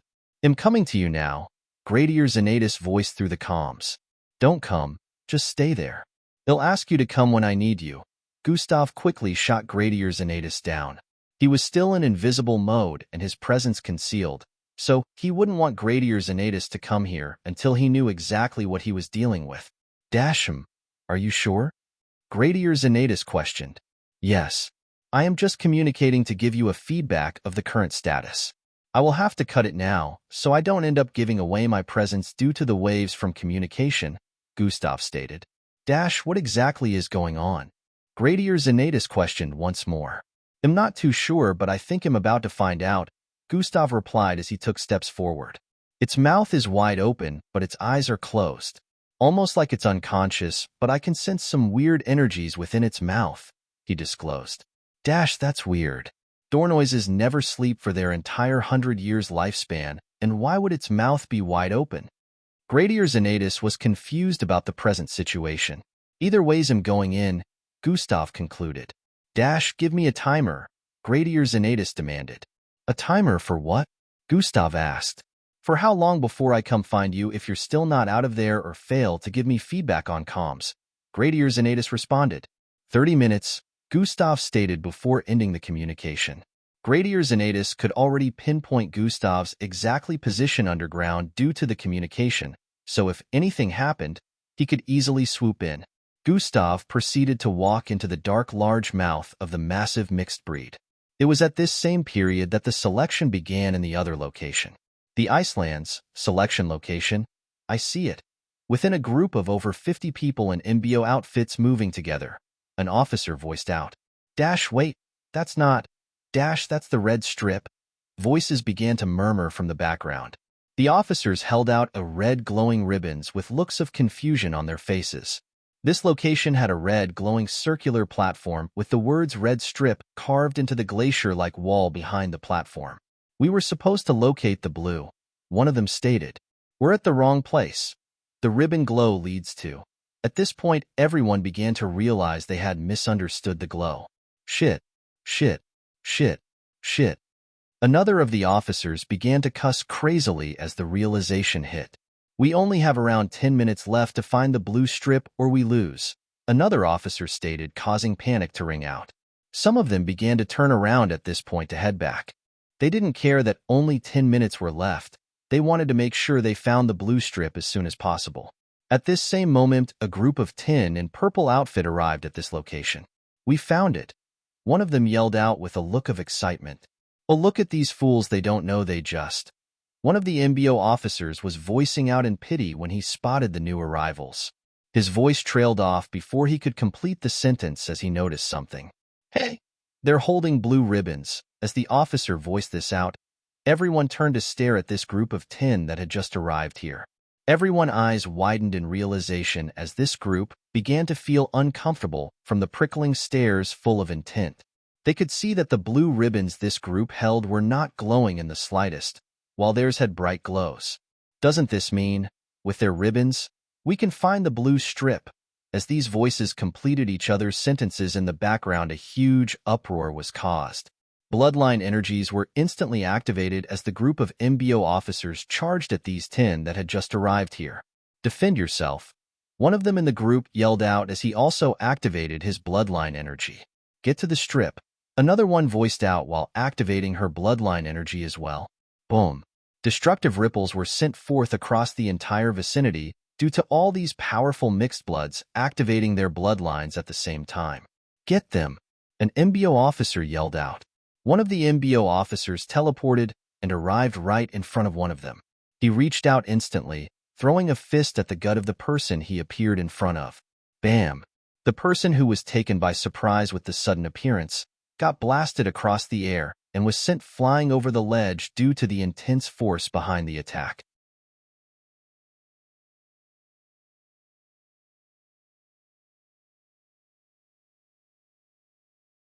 Chapter 1066. The MBO officer grabbed hold of the ribbon after it got released from the victim's grasp. "I got on." As he was about yelling in victory, an attack hit him from behind. Boom! The green cannon-like energy projectile that exploded upon contact sent intense ripples of destruction across the place, causing a lot of them to take cover. The officer who got it was sent flying over the ledge. However, before he could fall into the sea of flames, he teleported. Zing! He reappeared within the ranks of his fellow officers, spitting out a mouthful of blood.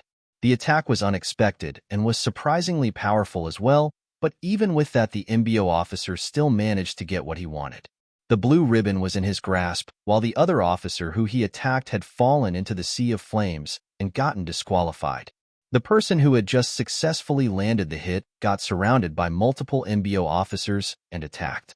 The group of 10 had already been reduced to 9, but even if they were not missing one person, they were already outnumbered from the start. The MBO officers were also well-trained and pretty powerful, as well, so it turned into a one-sided battle in a matter of seconds. "Run, Murife!"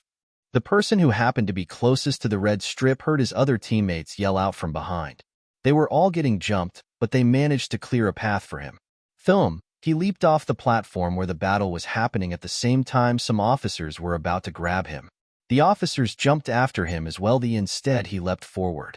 He still had his ribbon in his hand, as his body traveled in an arc format towards the red strip platform. Bam! In the next second, he landed on it, and the other two who had jumped after him were close to reaching the platform when they got repelled by a force surrounding the red strip. Bang! Bang! The unknown energy from the invisible force field surrounding the platform blasted them away. "Erf! Kyrer!" They both yelled out as they fell into the sea of flames below. The other officer who was about to leap off the platform with them initially stood in place.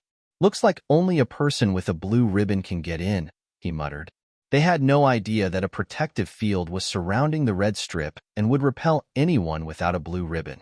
This made them realize that without their ribbons, they wouldn't be able to access their designated strips, so they had to make sure their ribbons were not taken from them. Out of the group of 10 that arrived, only one managed to get onto the platform, while the other 9 were robbed of their ribbons and disqualified.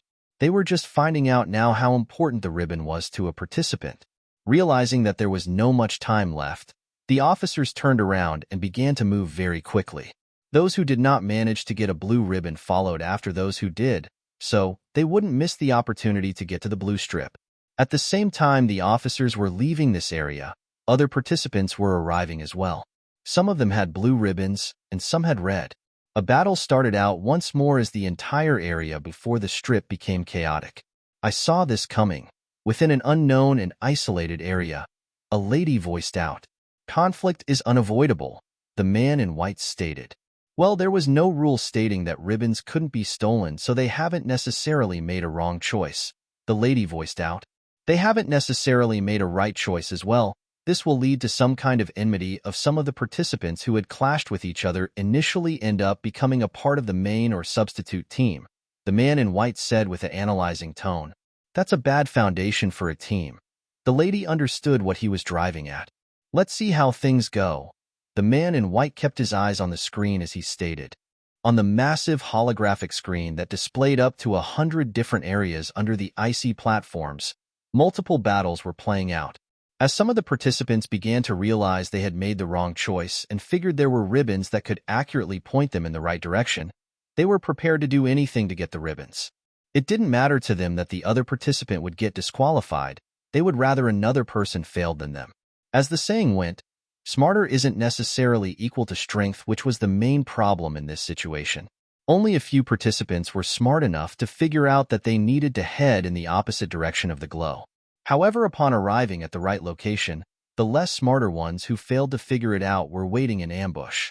The situation had gone bad for a lot of the smart ones because not only were they facing an ambush after arriving at the right location, a lot of them were weaker than the opposition. It was quite unfortunate, but nothing could be done about it. While the clock was ticking, the instant anyone managed to gain a ribbon that could help them get to the right location, they began moving quickly. It was a lot easier to get to their designated strip after stealing a ribbon, even though only a few minutes was left. This was mostly because they would spend longer time trying to find it without stealing one. Even when there was only 4 minutes left, a lot of the participants who failed to arrive at the right location still ambushed those who did just. At this point, they knew they couldn't get to the designated strip before time would run out, but they wanted to make sure the others that were just arriving got disqualified as well.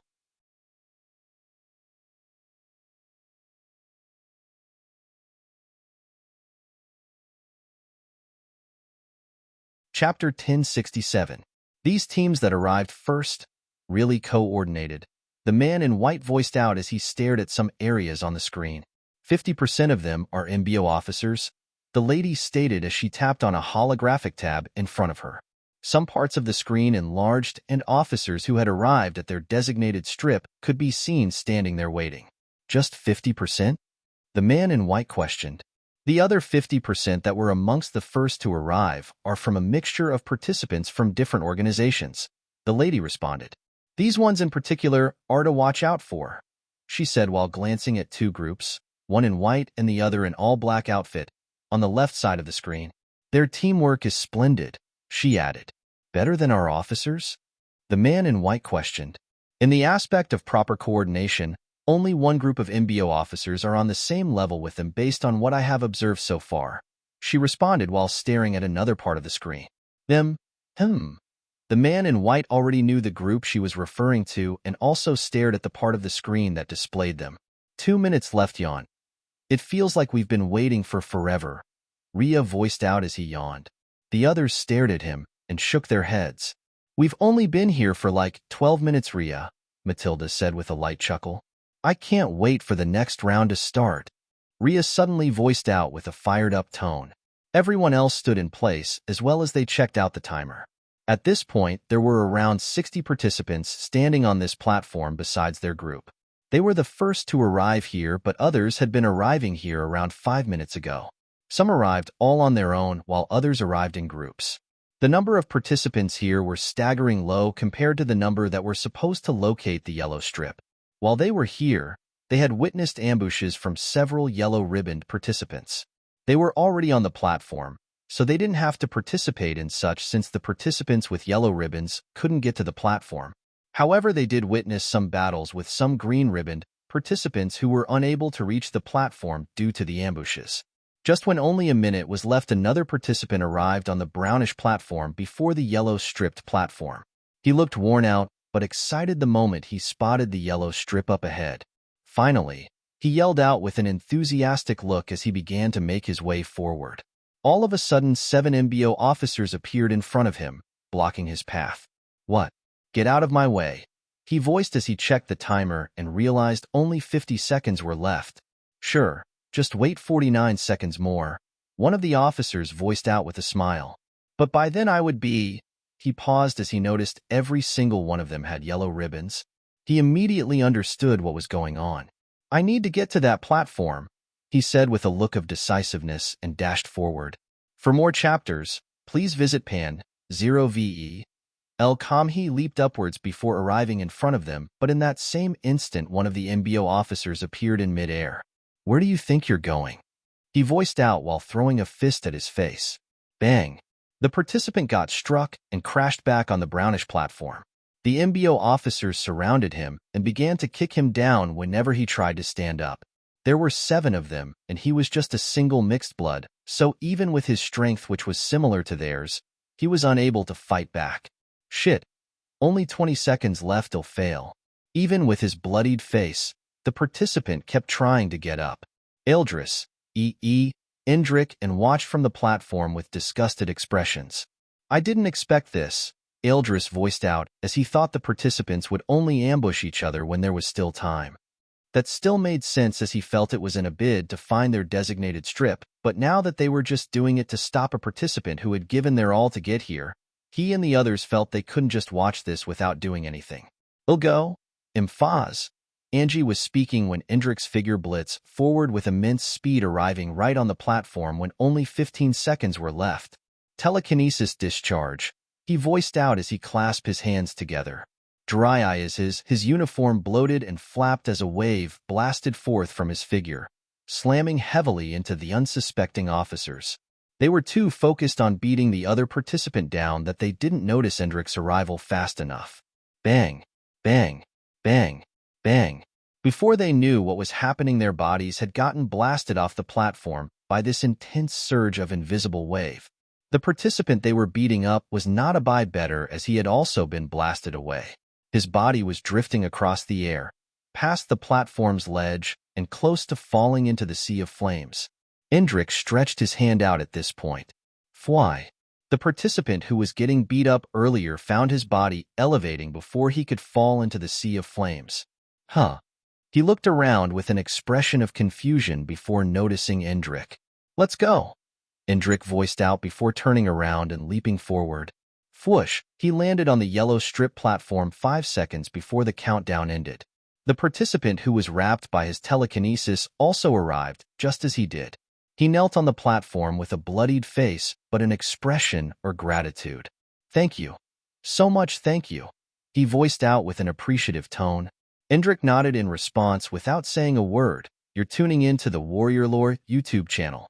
Don't forget to subscribe and join us on this journey to catch the most captivating stories.